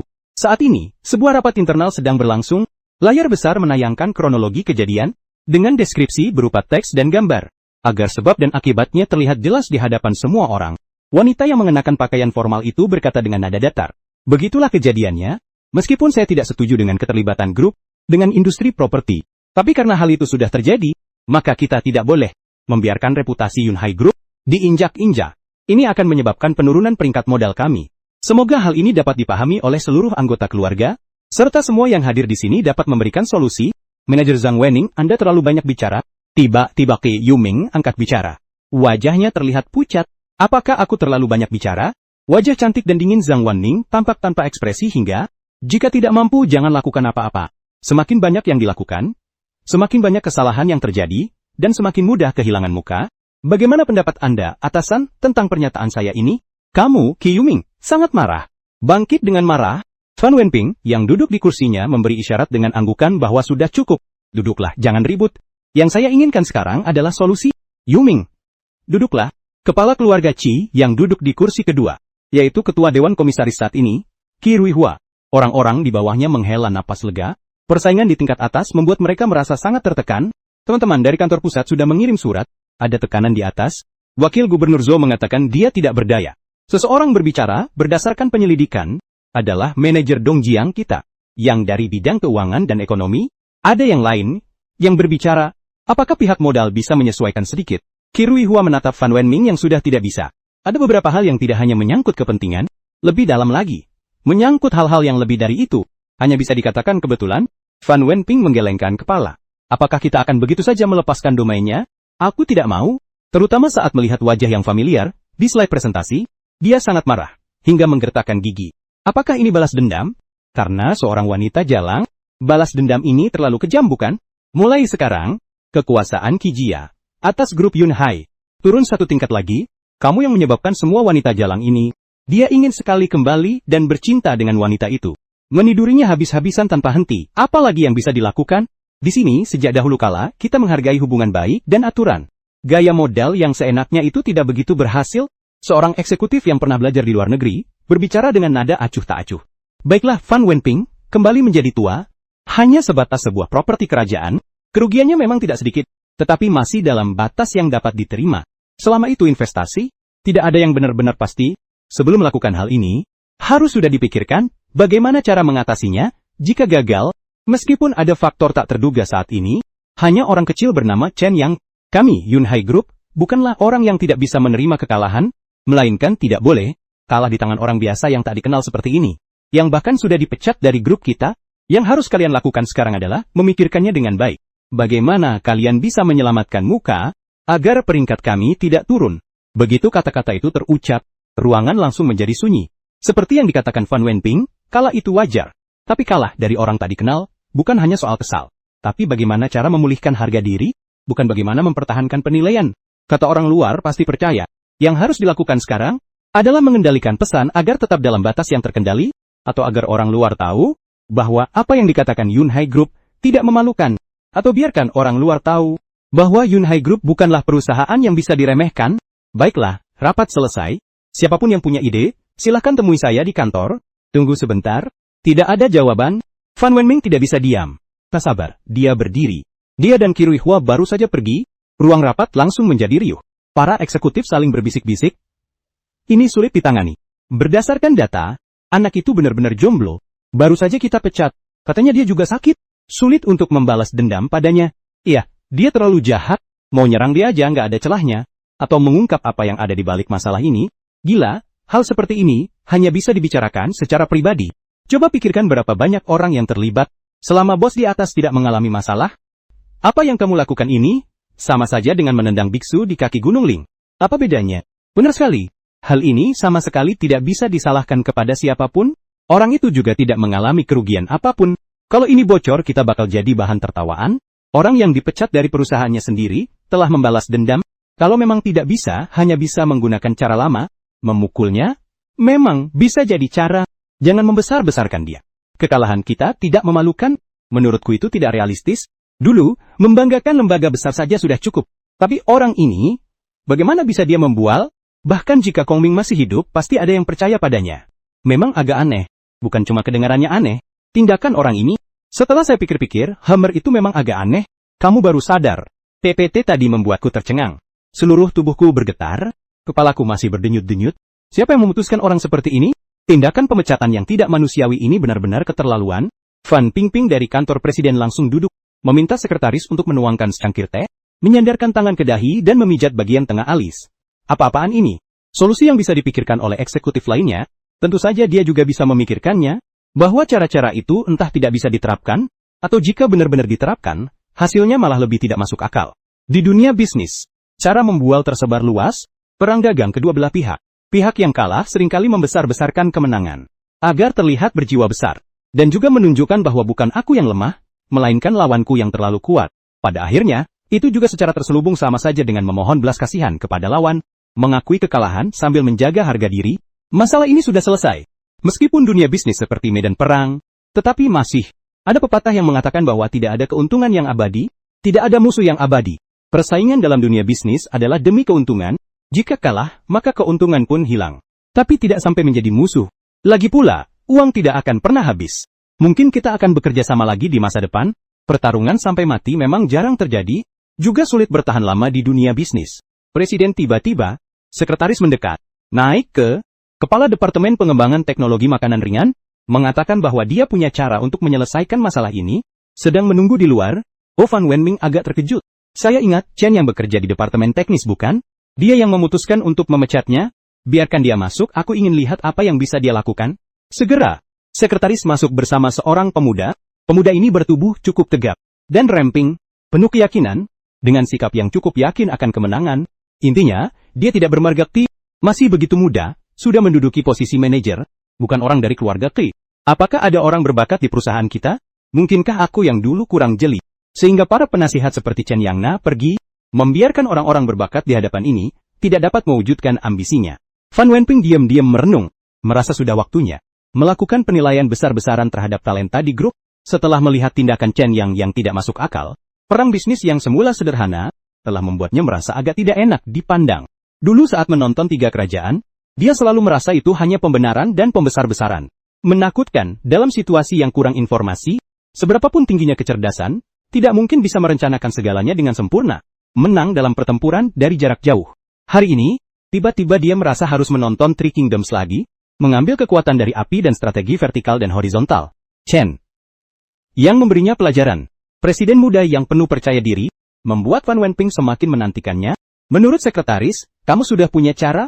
Cara apapun, silahkan katakan, apakah bisa atau tidak? Saya sama sekali tidak akan menyalahkan Fan Wenping karena sikapnya yang sangat rendah hati. Tanpa sadar, saya meniru sikap rendah hati seperti di sinetron. Terima kasih Pak Presiden. Pemuda itu cukup bersemangat. Wen Yan meminta maaf terlebih dahulu. Maaf Pak Presiden. Saya bertanggung jawab atas Departemen Teknis. Chen, yang saya yang memutuskan untuk memecatnya. Dia sedang sakit, bekerja terlalu lama. Saya takut menimbulkan kerugian tak terduga bagi perusahaan.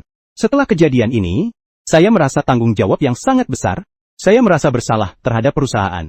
Lagi pula, dia adalah orang yang keluar dari bawah naunganku. Berapapun upaya pencegahan yang dilakukan, tetap tidak bisa dicegah. Akhirnya, tetap menimbulkan kerugian besar bagi perusahaan. Dia benar-benar sangat menjengkelkan. Padahal, kami sudah memberinya kompensasi finansial yang melebihi batas. Karena dia orang yang berasal dari sini, saya langsung mendapat kabar setelah kejadian itu. Dan segera menugaskan orang untuk menyelidikinya. Sejauh yang saya tahu, dia di obrolan grup pribadi karyawan, mengungkapkan keinginannya untuk membeli proyek properti yang terbengkalai. Rencana kami terhadap Wang Real Estate. Tidak banyak yang tahu. Pasti ada yang membocorkannya. Kita bisa dengan dalih mencuri rahasia dagang. Memasukkan dia, dan pembocor rahasia itu, ke penjara. Tidak mungkin. Fan menggelengkan kepalanya dengan kecewa.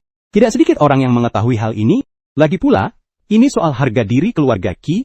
Tidak ada rahasia terkait Wang Real Estate. Tuduhan pencurian rahasia dagang juga tidak terbukti. Mata pemuda itu berkedip-kedip hingga, saya sudah mengetahui keberadaannya. Pergi ke Danau Yueming, di Kabupaten Wei, di bawah sana. Dia memang sudah sakit.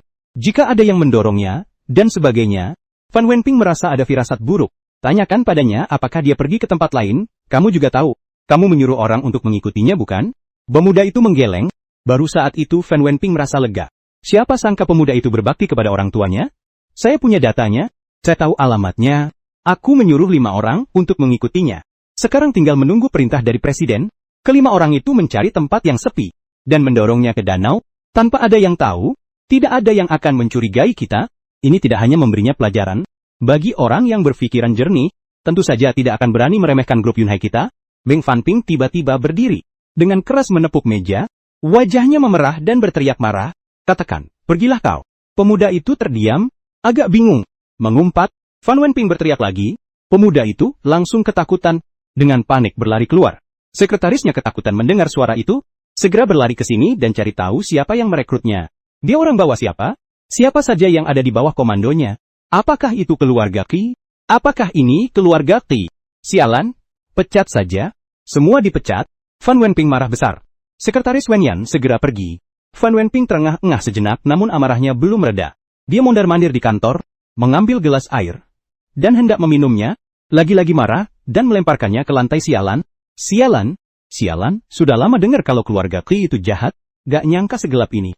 Aku datang ke sini untuk menjadi manajer profesional. Sialan, mereka malah mau aku jadi anggota mafia. Sialan, mau menyeret aku ke dalam masalah. Fan Wenping semakin marah, semakin dipikir-pikir semakin takut. Untung saja dia tidak mengatakan akan memberi hadiah kepada siapapun yang menyelesaikan masalah ini, melainkan meminta solusi konkret. Kalau diungkapkan dengan cara lain, maka kemungkinan besar Chen yang sudah menjadi Chen Huli. Bukankah itu berarti aku menjadi dalang di balik layar? Keringat dingin langsung membasahi tubuhku.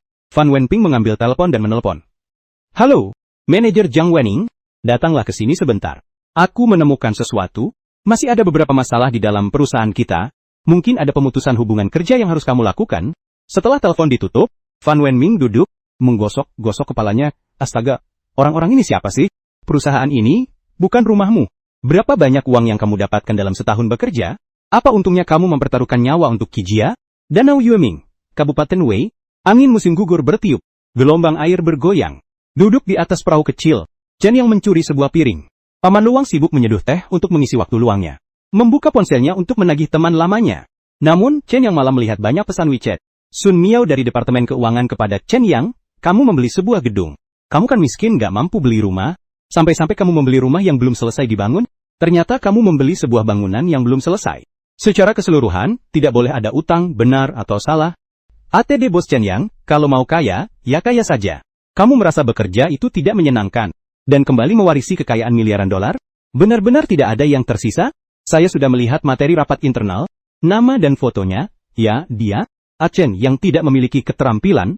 Wang Qi, Departemen Pengendalian Kualitas Gedung, Zhao Hai, astaga. Apakah Tuan Chen sekaya itu? Lalu kenapa dia meminjam uang dari kita untuk merasakan hidup?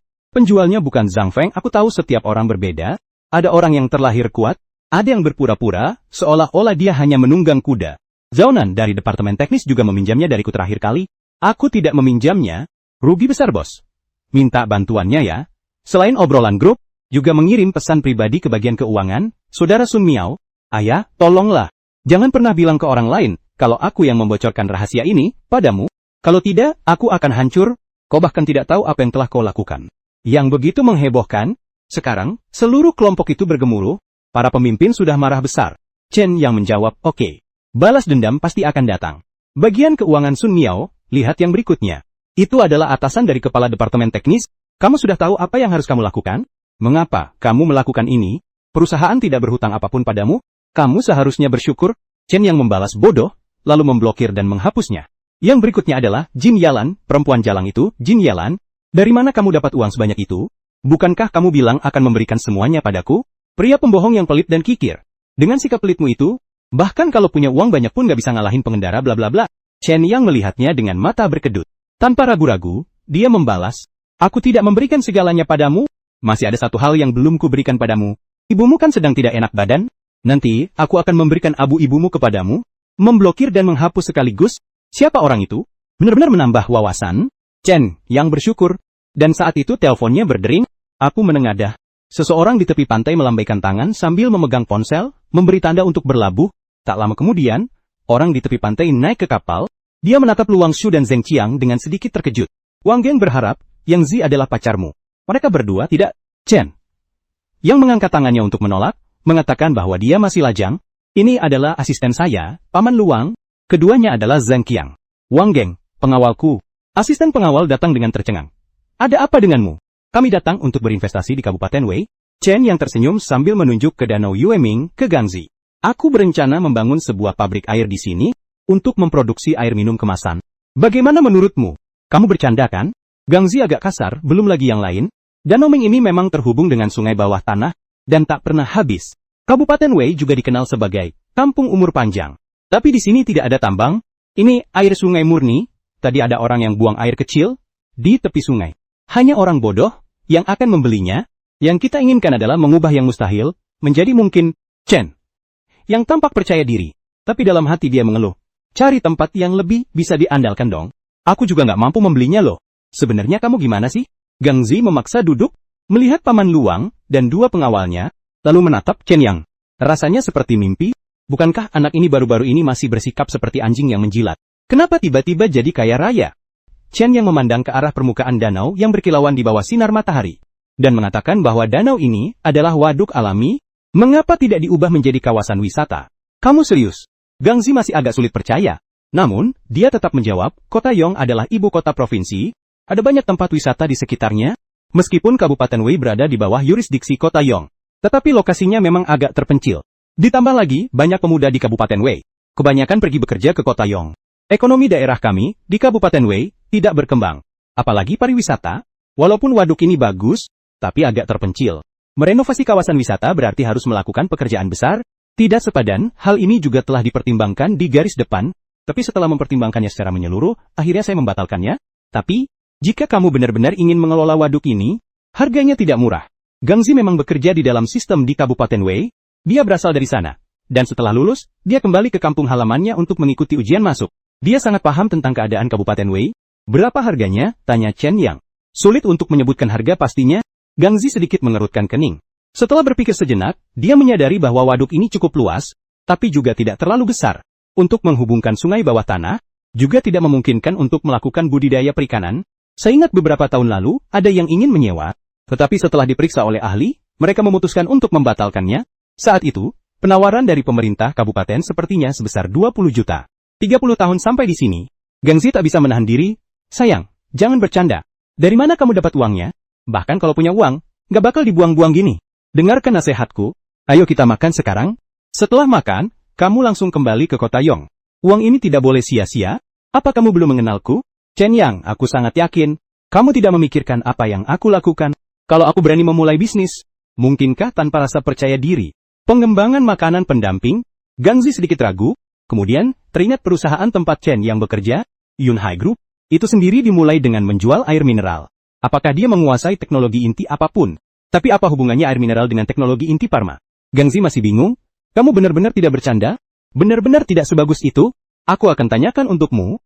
Gang Zi juga orang yang tegas. Dia mengeluarkan ponselnya, dan langsung menelpon. Dia bangkit dan berjalan ke haluan kapal. Setelah berbincang sebentar, sambil terus meminta maaf, saya bertanya kepada teman saya, kalau kamu benar-benar mau, silahkan bicara. Sekitar 1500. Waktunya masih 30 tahun. Terima kasih. Chen yang mengangguk ke arah Paman Luang, pergilah kau yang bicara. Di bawah 1020 tahun, Paman Luang menunjuk dirinya sendiri. Luar biasa. Chen yang mengelus dagunya. Saat ini, kamu adalah satu-satunya jenderal di bawah komandonku. Kalau bukan kamu, siapa lagi yang akan menemui Paman Luang? Kamu masih mau membantah? Chen yang berkata lagi. Atau kamu hubungi kepala bankmu dan cari yang lebih kompeten? Paman Luang langsung menundukkan kepalanya. Bingung dan merasa tertekan, ingin membantah, tapi tak bisa membantah. Direktur sudah bilang kalau diganti orang, maka kita bisa langsung berkemas dan pergi. Dia tidak bisa menerima itu. Pergi ya pergi. Paman Luang menggigit bibirnya dan membawanya ke tepi tempat tidur. Dia membawa Zheng Qiang dan pergi. Chen yang mengangkat bahu. Dia memang bukan orang yang cocok berbisnis. Kali ini, ambil untung dari situasi ini, tak peduli apa kata orang. Menurutnya, itu semata-mata karena dia tidak takut masuk penjara. Keyakinan yang sistematis, ditambah dengan kebetulan, semua omong kosong tentang merencanakan strategi dari jauh, dia hanyalah orang biasa. Dia selalu menganut sebuah prinsip, yaitu, biarkan orang yang ahli menangani hal-hal yang membutuhkan keahlian, jangan ikut-ikutan bikin onar, dibandingkan dengan Paman Luang, sang elit keuangan, Chen, yang merasa satu-satunya, yang bisa dilakukannya hanyalah bersikap pasrah, menikmati keunggulan teknisnya, lalu mulai menghitung uang. Dia tidak mengerti detail apapun. Ayo kita minum, Chen yang mulai berbicara. Selamat tinggal Gang Zi, justru mulai merasa khawatir. Apakah aman membiarkannya pergi? Ayo kita lihat juga. Percayalah padanya. Chen yang langsung menarik Gang Zi tanpa basa-basi, dan masuk ke restoran pedesaan di tepi danau Yueming. Makan, dan minum, sampai sore hari. Paman Luang membawa Zheng Qiangzong kembali. Dia duduk dengan tubuh yang lemas, sambil memandang sisa makanan di atas meja. Tiba-tiba hatinya merasa semakin tersinggung. Bekerja keras selama beberapa jam, belum sempat makan, pulang malah harus makan sisa makanan. Bos macam apa ini? Selesai Chen yang bertanya.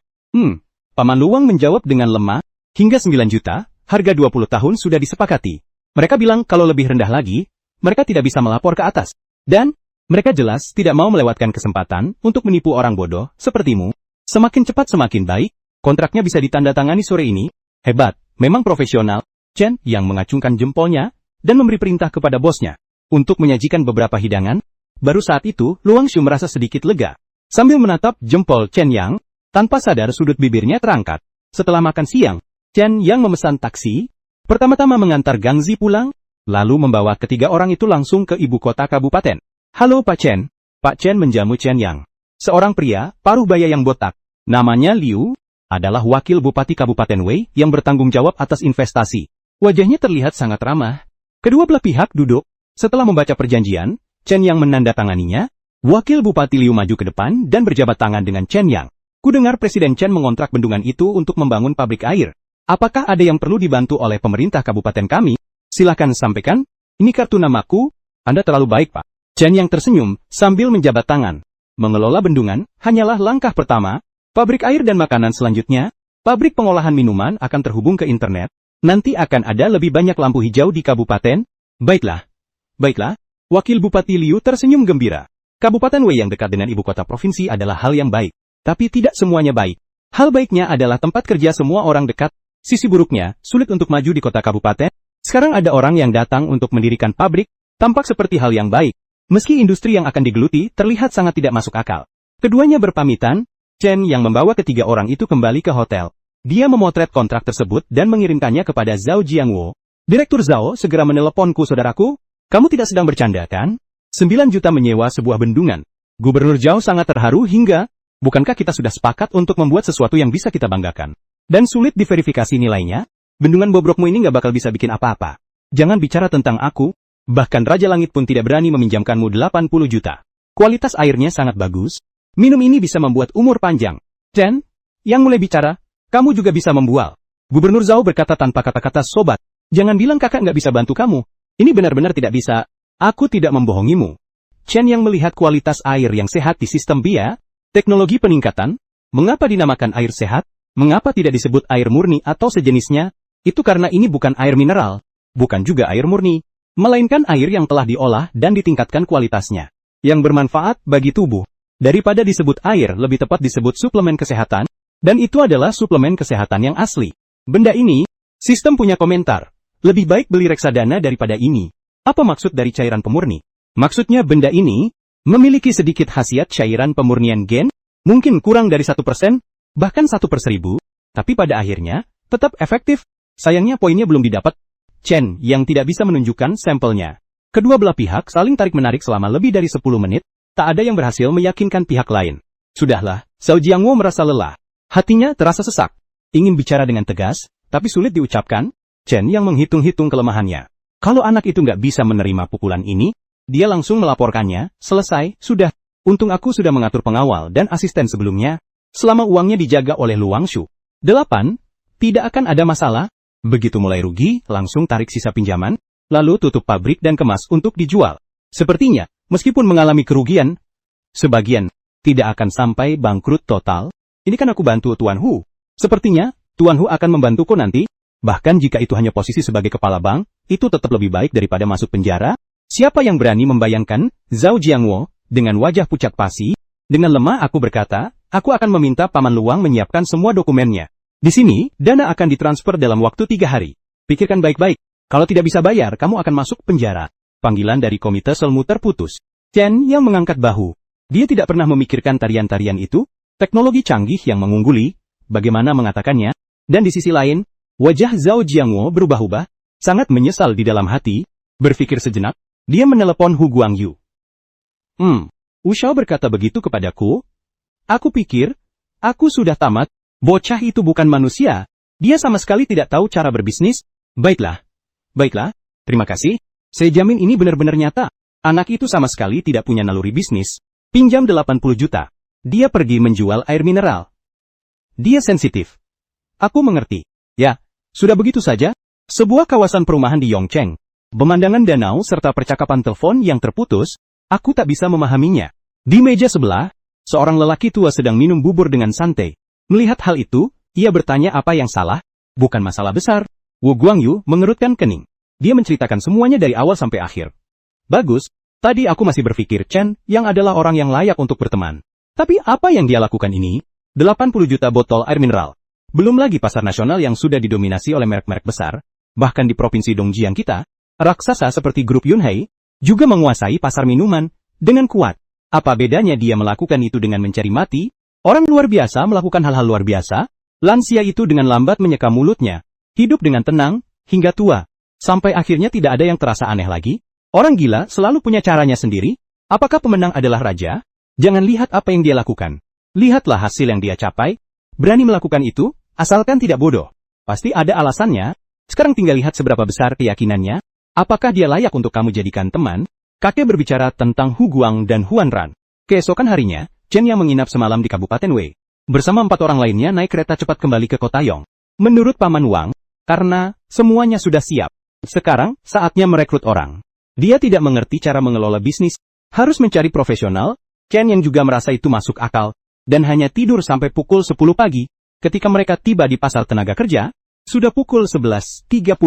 Beberapa perusahaan yang merekrut sudah mulai membongkar stan. Saat berjalan pulang, Paman Wang tak bisa menahan diri untuk mengeluh. Berapa kali aku panggil kamu baru bangun? Sekarang sudah baik-baik saja? Sudah selesai, bagaimana bisa merekrut orang? Tergantung pada takdir, seperti menyaring kacang. Yang kecil udah turun lebih dulu, yang mengirim pasti marah. Tidak semudah itu. Yang menerima tunjangan rendah dari perusahaan-perusahaan itu, Chen yang tidak peduli uangnya belum diterima. 1 hari lebih cepat atau lebih lambat tidak masalah. Ada teknologi canggih. Asalkan orang yang direkrut bukan orang bodoh, pasti akan berprestasi. Paman Luang menyewa sebuah kios dan membuat papan nama sementara. Chen yang pun duduk dengan santai. Orang-orang yang lewat di sekitar sana melihat pemandangan ini, langsung terkesima. Namun, tak banyak yang berani maju untuk menawarkan diri. Ada asisten dan pengawal. Pengawal itu seperti penjaga pintu. Penampilannya tidak terlihat seperti akan merekrut orang biasa. Tapi selalu ada pengecualian. Beberapa menit kemudian, seorang pria yang tidak rapi, berjanggut lebat, dan berpenampilan lusuh. Lalu duduk dengan keras. Posisi apa yang kalian buka? Semua posisi. Apa yang ingin kamu lakukan? Tanya Chen Yang. Aku akan mengaku semuanya. Paman itu tertawa. Apakah manajer umum mau merekrut? Menurutmu, aku bisa? Menurutku bisa. Chen, yang mengeluarkan sebuah kontrak dan meletakkannya di atas meja hingga tanda tangani saja kontraknya, itu sudah disiapkan oleh Paman Luang. Perusahaan itu mendapat lampu hijau dari wakil Bupati Liu kemarin. Yang membantu mengurusnya, Paman itu terdiam. Paman Luang juga menatap Chen yang dengan bingung. Sembarangan sekali. Kenapa Chen yang tidak berani menunjukkan rasa hormat kepada orang tua? Apa yang harus ditakuti? Paman membuka kontrak ke perusahaan minuman dan makanan Xinhai. Baru saja didirikan kemarin, di Kabupaten Wei, tampaknya masih dalam tahap persiapan. Berapa gaji yang akan kalian berikan kepada saya? Chen yang menggelengkan kepalanya, saya tidak tahu berapa nilai Anda. Tapi kamu pasti tahu sendiri berapa nilainya. Gaji pokoknya kamu tentukan sendiri. Asalkan kamu cukup percaya diri. Gaji tahunan 1 juta pun bisa? Wah, Kang Lihai tertawa. Sekarang, baik asmara maupun kariernya gagal. Tersendat di rumah selama 2 bulan. Tadi sangka, saat keluar rumah malah bertemu orang gila. Tapi orang gila itu baik. Semua orang merasa hidup mereka sangat gagal. Namun orang asing di hadapannya ini bersedia mempercayainya. Memberiku kesempatan. Semangat yang luar biasa tiba-tiba membara di dalam hatinya. Ying merasa sedikit terharu. Kamu tidak akan menyesal. Jiang Lihai menulis manajer umum di kolom jabatan. Di bagian gaji tertulis gaji tahunan 800.000. Lalu dia menyebutkan angka itu. Tapi aku pasti tidak akan menaikkan. Aku akan membuktikan nilai dan kepercayaan diriku. Chen yang mengacungkan jempolnya dan berdiri. Apa yang kamu lakukan di sini? Jiang Lihai terdiam sejenak mendengar hal itu. Apalagi yang bisa dilakukan? Merekrut orang ya, kata Chen Yang. Aku tidak punya pengalaman merekrut orang. Daun punya spesialisasi. Kalau memang spesialis, silahkan kamu yang mulai. Jiang Lihai merasa semakin terharu. Baru saja menandatangani kontrak dia sudah melepaskan kendali. Betapa besarnya kepercayaan ini. Dia bangkit dan duduk di kursi perekrut. Chen Sheng berkata kepada bosnya agar tenang. Karena Anda mempercayai saya, maka katakan saja posisi apa yang dibutuhkan. Sisanya serahkan saja padaku. Di perusahaan kita sekarang hanya ada bos, asisten bos, pengawal bos dan satu-satunya karyawan bos, yaitu Anda sebagai manajer umum. Selebihnya terserah Anda. Jiang Li merasa punggungnya merinding. Seluruh tubuhnya langsung terjaga. Perasaan terharu di dalam hati langsung lenyap. Bahkan aku agak takut kalau aku telah tertipu. Anak orang kaya yang memulai usaha. atau perusahaan fiktif. Bosnya tidak hanya muda, tapi juga ceroboh. Perusahaan ini didirikan. Pertama-tama, dia merekrut seorang asisten cantik dan 2 pengawal. Apakah ini serius? Perusahaan ini tidak main-main kan?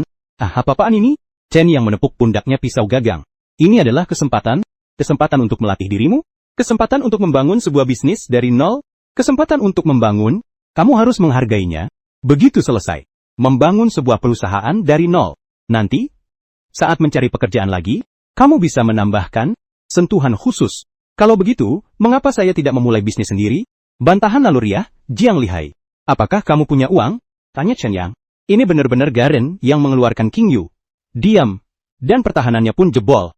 Jiang Lihai langsung berkata, aku mengerti. Kalau begitu, kami akan pergi makan dulu. Aku akan membawakannya untukmu saat pulang. Chen yang tersenyum ceria, sambil membawa Paman Luang dan 2 orang lainnya pergi. Jiang Lihai mengepalkan tinjunya. Kenapa sih aku jadi terharu? Bos sialan ini benar-benar tidak pantas disebut manusia. Mari kita lihat dulu situasinya. Lagi pula, aku belum menandatangani perjanjian kerahasiaan apapun, atau perjanjian kerja. Tidak ada denda, ada yang tidak beres. Cepat pergi dari pasar kerja. Chen Yang dan ketiga temannya mencari sebuah restoran hotpot, dan duduk. Tanpa ragu, mereka memesan 1 porsi dari setiap hidangan andalan. Restoran hotpot ini termasuk kelas menengah ke atas. Harga untuk 1 kali makan setidaknya 2 atau 3.000 yuan.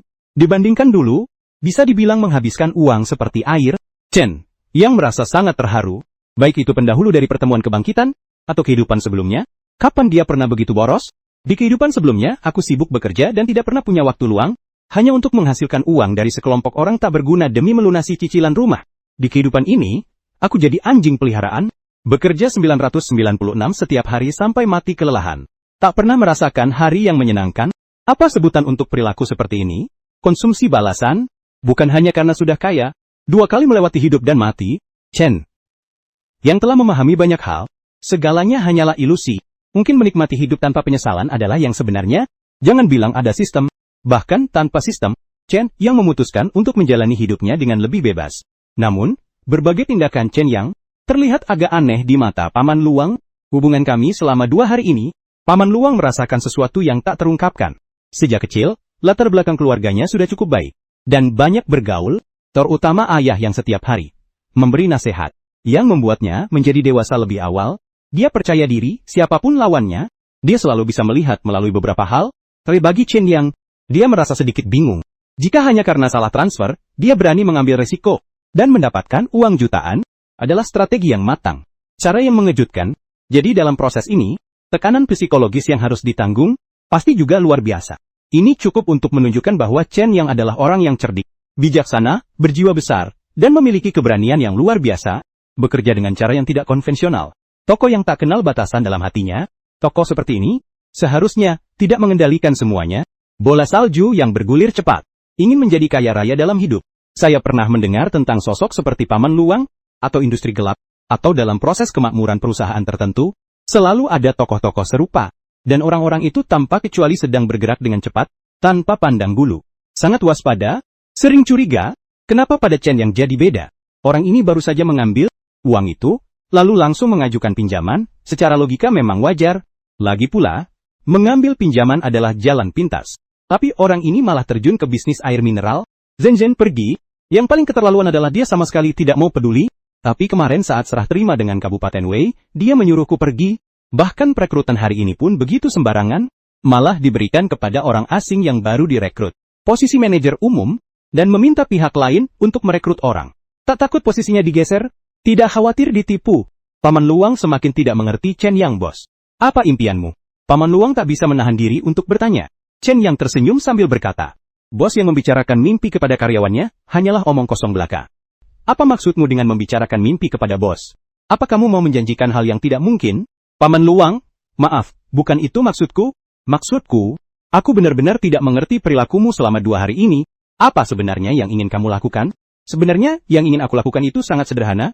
Chen yang melihat Paman Luang begitu serius, tanpa sadar menjadi jauh lebih serius.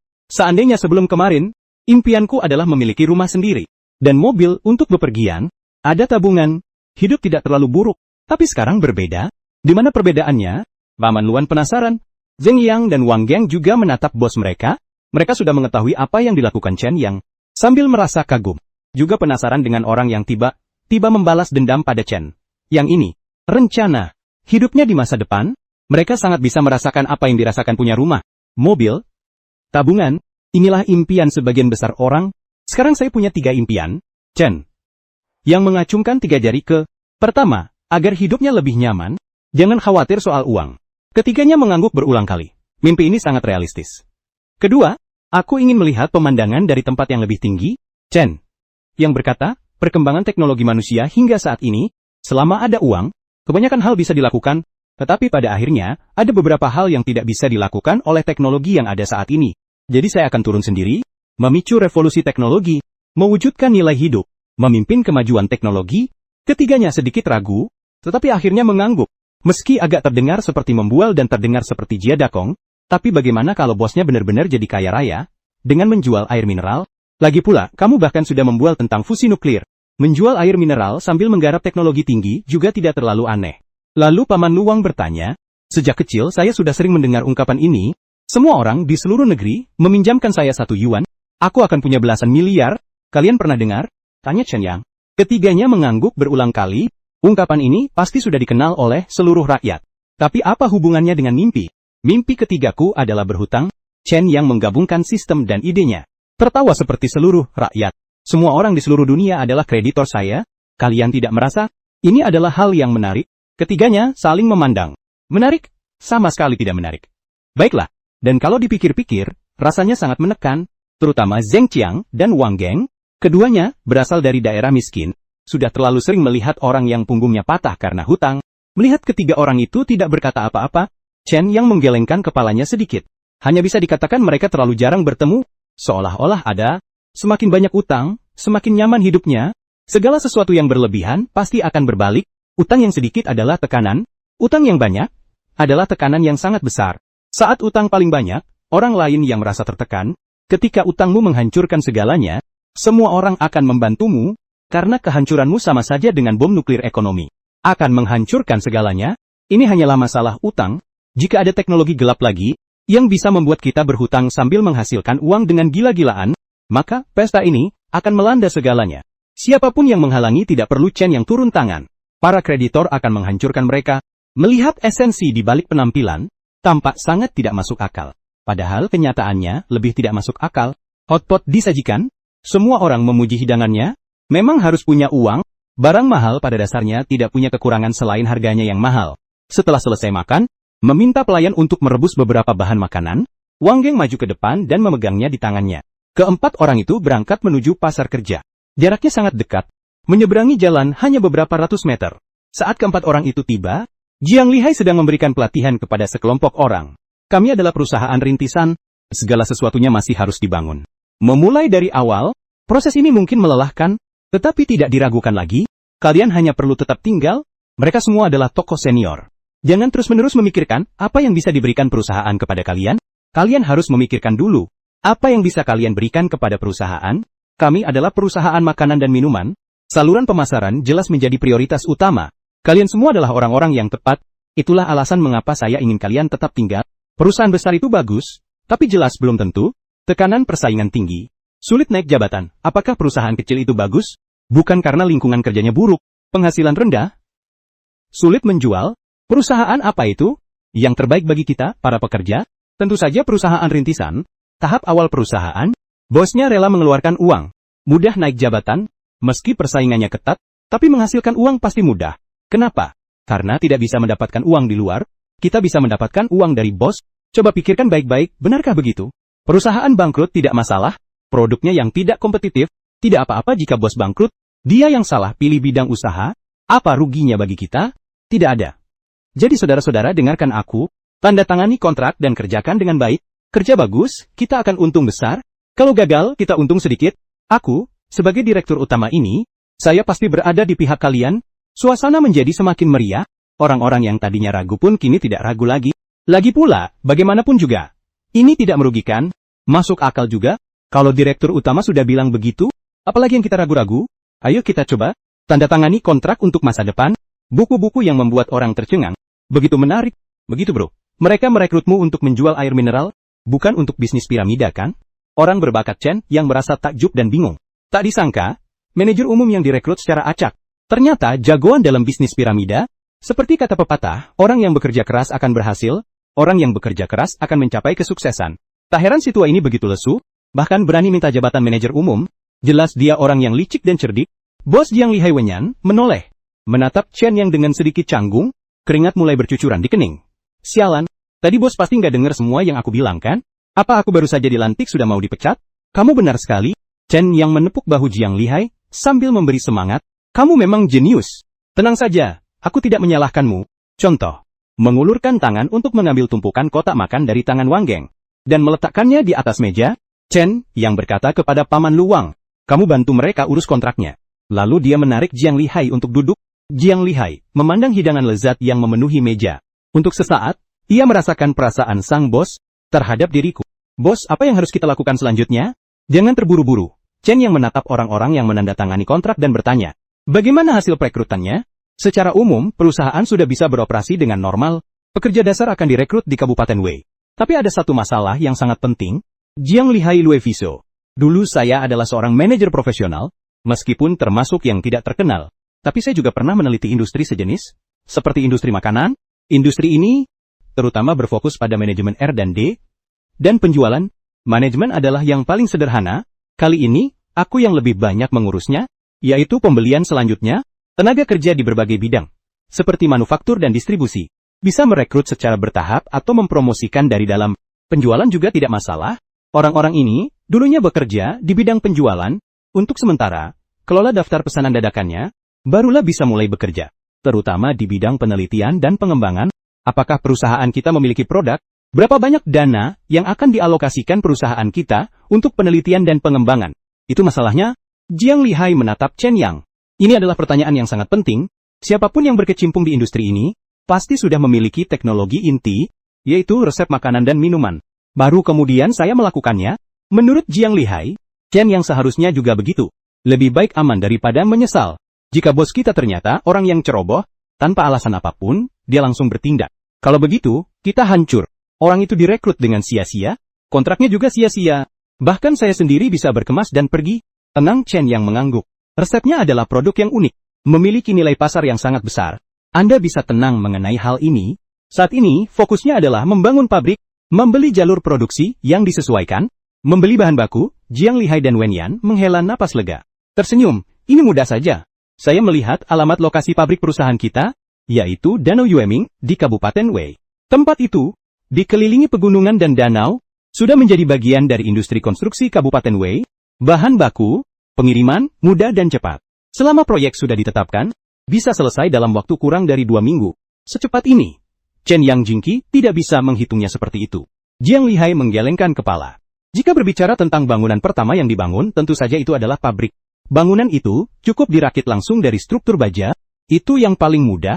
Waktu sebagian besar dihabiskan di pabrik pemasangan jalan datar, membangun pagar. Secara keseluruhan, waktunya agak mepet. Pasti bisa mulai produksi dalam waktu 2 minggu. Namun, asrama karyawan dan gedung perkantoran, tidak secepat itu. Meskipun perusahaan kita kecil, hanya perlu membangun beberapa gedung kecil berlantai 3 atau 5 saja. Tapi tetap butuh beberapa bulan. Bagus, puji Chen Yang, karena kamu adalah manajer umum. Maka aku akan memberikan wewenang kepadamu, agar kamu bisa membangun pabrik minuman dari nol. Selama Anda melakukannya dengan baik, jangan khawatir soal kenaikan gaji dan promosi. Perusahaan minuman dan makanan ini, hanya sekadar percobaan kecil-kecilan saja. Selama kamu mampu, di masa depan, aku akan memberimu panggung yang lebih besar. Sebuah lampu kekayaan mendadak. Jiang Lihai mulai memiliki dugaan di benaknya. Mengapa bosnya bersikap begitu santai? Mengapa bos sendiri terlihat tidak peduli? Mungkin dia adalah anak orang kaya yang memulai bisnis, atau punya latar belakang yang sangat kuat. Perusahaan ini sepertinya hanya sekadar iseng. Sebenarnya kemungkinan besar memang hanya sekadar iseng. Tapi bos bisa melakukannya, dia tidak. Dia harus menunjukkan performa yang baik. Jika dia tampil bagus, tarik napas dalam-dalam. Jiang hebat. Tiba-tiba semangat membara di dalam hati. Bos, tenang saja. Baik hal besar maupun kecil, aku pasti akan menjelaskannya dengan jelas padamu. Anda tinggal lihat saja penampilanku. Wah, Chen yang menatapnya dengan tatapan heran. Orang ini begitu percaya padaku. Tapi ini tetap saja hal yang baik. Setelah memikirkannya, Chen yang berkata, sisanya serahkan padamu. Besok kamu bawa orang-orang ke Kabupaten Wei. Lakukan saja, apa yang harus dilakukan? Aku akan memberimu 50 juta. Bulan depan aku ingin melihat pabrik itu sudah berdiri. Perusahaan minuman biasa, lini produksi kaleng juga harus disiapkan. Jangan khawatir. 50 juta itu hanya untuk membangun pabrik dan membeli lini produksi. Ini bukan lagi pabrik kecil. Apakah sekadar iseng saja sudah sebesar ini? Apa yang membuat bos begitu percaya diri? Seberapa besar latar belakangnya? Betapa besarnya kekayaan keluarga itu? Jiang Lihai semakin bersemangat. Penghitungan suara dimulai. Langsung saja, minta dia mengganti biayanya. Saat itu, Chen yang menunjuk Paman Luang lagi, dan berkata kepada Jiang Lihai, itu bosnya. Jiang Lihai segera berdiri, dan meminta nomor kontak Paman Luang. Tatapan Paman Luang sangat aneh. Dia juga melihat bahwa Jiang Lihai sepertinya salah paham. Hanya saja masalah pinjaman ini melibatkan banyak hal, yang membuatnya tidak bisa diungkapkan ke publik. Jadi, dia tidak banyak bicara. Setelah pembicaraan resmi selesai, Chen yang membawa rombongannya pergi. Sisa urusan diserahkan sepenuhnya kepada Jiang Lihai. Bahkan keesokan harinya, ketika Jiang Lihai membawa rombongannya ke Kabupaten Wei, Chen yang tidak datang untuk mengantar. Hanya memberi beberapa nasihat melalui telepon. 2 hari kemudian, pinjaman sebesar 80 juta telah masuk ke rekening. Setiap perjalanan adalah jalan. Paman Wang berlari lagi. Chen yang hanya menandatangani di saat-saat terakhir. Lalu, beberapa hari berlalu. Akhirnya, pada malam hari tanggal 30 Juni di rumah sewaan itu, Chen yang meletakkan ponselnya menuju kamar tidur. Dinding depan di ruang tamu, dan bertukar pandang dengan Wang Geng, ada sedikit perbedaan. Mereka sudah mengikuti Chen yang selama berhari-hari. Chen, yang sama sekali tidak terlihat seperti orang kaya. Justru dia seperti orang biasa. Selain biaya makan dan minum yang sedikit lebih tinggi, hal-hal lainnya pada dasarnya tidak berubah. Masih tinggal di rumah sewa ini, dan belum membeli mobil, seolah-olah sudah tidak ada lagi keinginan untuk memiliki mobil dan rumah. Bahkan, di hari-hari biasa pun aku sama seperti mereka, suka berbaring sambil main ponsel, melihat gadis-gadis, menonton berbagai video pendek yang menarik, selalu tidak tidur sebelum tengah malam, tidak bangun sebelum tengah hari, dan membawa keduanya, mantan pasukan khusus itu, jadi tersesat. Sekarang, pola tidur mereka jadi tidak teratur. Tapi mereka tidak tahu, Nanyang tidak membeli mobil dan rumah, karena dana yang terbatas saat ini, baik, tidak mampu membelinya, yang jelek malas beli, menonton video pendek dan bermain game, juga hanya untuk kesenangan sendiri. Begadang itu hal yang biasa. Alasan saya pulang lebih awal hari ini, hanya karena waktunya sudah habis, poin akan segera masuk, 8.000 poin. Dasar dari segalanya suara peringatan bergema di benaknya. Kemudian, sebuah baris petunjuk muncul di hadapan Chen. Yang, pencairan bulan ini, dimulai. Sedang diselesaikan selesai? Selamat, tuan rumah memiliki utang sebesar 80 juta yuan. Mendapatkan 8.000 poin, akhirnya masuk ke rekening. Chen yang tersenyum. Membuka toko penukaran, saring teknologi termurah, pilih teknologi peningkatan kualitas air yang sehat, klik untuk menukarkan. Penukaran berhasil, 5.000 poin telah dikurangkan. Saldo 3.000 poin. Sebuah gelombang data membanjiri pikiran Chen Yang, seolah-olah sudah tahu sejak lahir. Data-data itu sebenarnya tidak bisa dipahami oleh orang biasa, tapi Chen yang mencoba memikirkan data-data itu, selalu bisa dengan mudah mengetahui di dalamnya, yang terkandung di dalamnya, seperti yang diduga Chen Yang, teknologi peningkatan kualitas air bukanlah sekadar pemurnian. Kualitas air, memurnikan kualitas air tidak memerlukan keahlian teknis. Dan benda ini benar-benar teknologi canggih. Berdasarkan informasi di benakku, yang disebut kualitas air yang sehat, adalah era galaksi, teknologi pembuatan air minum untuk orang biasa. Di era galaksi, manusia menjajah angkasa, air pun menjadi barang langka. Ada banyak planet di dalam kutukan. Tetapi tidak banyak planet yang memiliki air tawar, yang memiliki manusia, yang memiliki air yang layak minum semakin sedikit. Oleh karena itu, lahirlah teknologi peningkatan kualitas air yang sehat. Air yang dihasilkan oleh teknologi ini, bukan sekadar air tawar atau air murni, melainkan air yang telah dimurnikan terlebih dahulu, lalu menggunakan formula unik, hingga ratusan zat, yang dipadukan dengan unsur-unsur mikro, sehingga di dalam air, mengandung energi dan mikroba bioenergi yang bersirkulasi sendiri. Intinya adalah koloni bakteri bioenergi ini.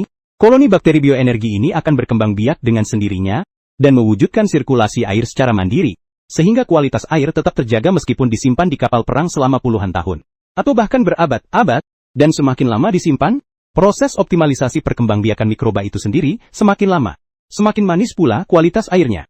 Energi hayati yang terkandung di dalamnya juga akan semakin banyak. Singkatnya, menyediakan energi untuk menumbuhkan mikroba, perbanyakan dan kematian mikroba menghasilkan energi biologis. Energi hayati dapat diserap dengan sempurna oleh tubuh manusia, bukan hanya koloni bakteri yang mati. Koloni bakteri yang hidup juga bermanfaat bagi tubuh manusia. Mikroba tersebut dapat masuk ke dalam tubuh, untuk mengoptimalkan kadar air dalam tubuh, dan membentuk sirkulasi di dalam tubuh. Sehingga dalam waktu singkat, terus-menerus menyediakan energi biologis dalam jumlah kecil, sehingga memperlambat laju pembelahan sel manusia, dan sedikit meningkatkan umur manusia. Energi biologis tubuh mencukupi, meningkatkan energi, semangat, dan vitalitas secara signifikan. Satu-satunya kelemahan adalah, ketika mikroba ini masuk ke dalam tubuh, tidak akan dapat beradaptasi dengan suhu tubuh manusia, dalam beberapa jam akan mati sepenuhnya. Singkatnya, benda ini tahan terhadap suhu rendah, bahkan bisa bertahan di es. Tapi begitu suhu melebihi 35 derajat, mereka akan mati secara bertahap. Barang bagus, Chen yang matanya berbinar. Ini benar-benar teknologi canggih. Satu-satunya kelemahannya adalah akan mati jika terkena suhu tinggi, harus disimpan dalam rantai dingin. Namun, dibandingkan dengan kelebihannya, kekurangan ini sama sekali tidak berarti. Biayanya tinggi, jadi harganya bisa sedikit lebih mahal. Chen yang mengeluarkan ponselnya dan mulai mencari bahan baku yang dibutuhkan. Semua bahan ini sangat umum. Satu-satunya kesulitan dalam membuat kualitas air seperti ini adalah membudidayakan mikroba asli. Panggilan telepon telah dilakukan. Suara halo terdengar. Paman Luang yang lembut dan mengantuk tidur dengan sedikit linglung. Tidur sedini ini? Oh Pak Bos, ada apa? Paman Luang mengumpulkan semangatnya. Saya ingin menyewa sebuah laboratorium biologi untuk membudidayakan mikroba khusus. Tolong urus ini, besok langsung dipakai. Yang langsung memerintahkan, pembiakan mikroba asli membutuhkan waktu 1 minggu. Sedangkan pabrik di Danau Yueming mungkin bisa mulai beroperasi dalam waktu sekitar seminggu. Singkatnya, waktunya pas banget. Aku belum selesai bicara. Telepon sudah terputus. Paman Luang memegangi kepalanya dengan kedua tangan sambil panik. Naga jahat mengaum. Ada apa? Terdengar suara ketukan di pintu. Tidak apa-apa. Paman Luang membuka pintu dengan mengenakan piyama, melihat ayah yang baru pulang kerja, tanpa berkata apa-apa, menuangkan segelas air. Sepertinya bos itu selalu punya ide gila, dan menyuruhku menyewakan sebuah laboratorium biologi kepadanya. Untuk apa menumbuhkan mikroba khusus? Aku belajar keuangan. Pergilah ke sana, dan carikan dia laboratorium biologi. Kalau tidak bisa, jangan lakukan saja. Lu Qiming menggosok-gosok kepalanya. Dia melemparkan berkas di tangannya ke atas meja, menerima air yang disodorkan putrinya sambil berkata, kalian para direktur bank itu benar-benar. Kamu disuruh jadi asisten orang? Pikiran apa ini? Aku suruh Zhang menyapanya. Jangan lupa pohon di tepi jalan menggelengkan kepalanya ke, aku tidak mau orang lain bergosip. Chen yang si bajingan itu memang orang yang sangat mengecewakan, tapi dia cukup baik kepada karyawannya. Makanan dan minumannya enak, tidak ada pekerjaan yang rumit, jadi, kadang-kadang memang suka muncul ide, sudahlah, besok aku tanya teman, sekelas saja. Tanya saja Zhang. Lu Qiming meletakkan gelasnya dan berkata, Dongjiang bukanlah penghargaan penelitian. Jumlah pusat penelitian juga tidak banyak. Cari yang sementara hampir mustahil. Lagi pula tempat seperti itu, bukan tempat yang bisa kamu pinjam begitu saja. Biarkan Zhang kecil yang menanyakannya untukmu. Baiklah, Paman Luang berpikir sejenak lalu mengangguk. Ya, hanya begitulah. Ngomong-ngomong, aku belum tanya padamu, proyek apa yang dia kerjakan? Kenapa harus pakai laboratorium biologi? Lu Qiming pergi untuk mandi, dan menyikat gigi, sambil bertanya, dengan heran. Paman Luang, direktur penjual gelas air mineral, datang. Siapa yang tahu apa yang dia rencanakan kali ini? Mungkin dia ingin menjual minuman probiotik? Benarkah? Lu Qiming berhenti menyikat giginya. Bahkan untuk ukuran dia yang penuh perhitungan, itu agak berlebihan. Dia telah mempermalukan Yunhai Group, dan masih menjalankan bisnis yang sama. Dia gila. Dendam apa sih? Kok tanya aku tanya siapa? Lu Wangshu memutar matanya. Setelah berpikir sejenak, dia berkata, sepertinya memang ada hal seperti itu. Qi Yuming dari Yunhai Group merebut mantan pacarnya. Qi Yuming, apakah dia dari keluarga Qi? Lu Qiming mengerutkan kening. Benar-benar, jika pemimpinnya tidak jujur, bawahannya pun akan ikut-ikutan. Sejak kakek keluarga Qi meninggal, keluarga ini benar-benar semakin menurun dari generasi ke generasi. Pagi hari berikutnya, Chen yang bangun pagi-pagi sekali, sesuatu yang jarang dilakukannya, dan mengikuti Paman Luang ke laboratorium. Hanya bisa dikatakan, memang pantas disebut laboratorium biologi profesional. Sebagian besar bahan baku yang dibutuhkan Chen yang tersedia, yang kurang bisa langsung dibeli di laboratorium. Setelah beberapa kali penyesuaian, dan melalui 17 proses fermentasi yang berbeda, dapat menampung media kultur yang menumbuhkan mikroba asli, akhirnya tercipta. Setelah semuanya selesai, hari sudah menjelang sore. Chen yang sengaja menempatkan inkubator di lingkungan bersuhu rendah. Lalu, tunggu hingga koloni bakteri bioenergi terbentuk. Koloni mikroba bioenergi adalah berbagai jenis dan hewan yang dikembangkan bersama, atau bisa dibilang varietas yang dimurnikan. Chen yang sibuk sepanjang hari. Setengah waktunya dihabiskan untuk membudidayakan dan memisahkan. Strain ini dapat dibudidayakan secara murni, atau memerlukan metode khusus untuk memisahkannya dari mikroflora normal. Jika tidak, dehua akan lebih merugikan daripada menguntungkan, hanya setelah dipisahkan dengan bersih. Kemudian dimasukkan ke dalam inkubator untuk pembiakan skala besar, sampai koloni jamur berkembang biak secara masif. Baru bisa dianggap berhasil. Jika koloni bakteri sudah bisa beredar sendiri, sengaja memanggil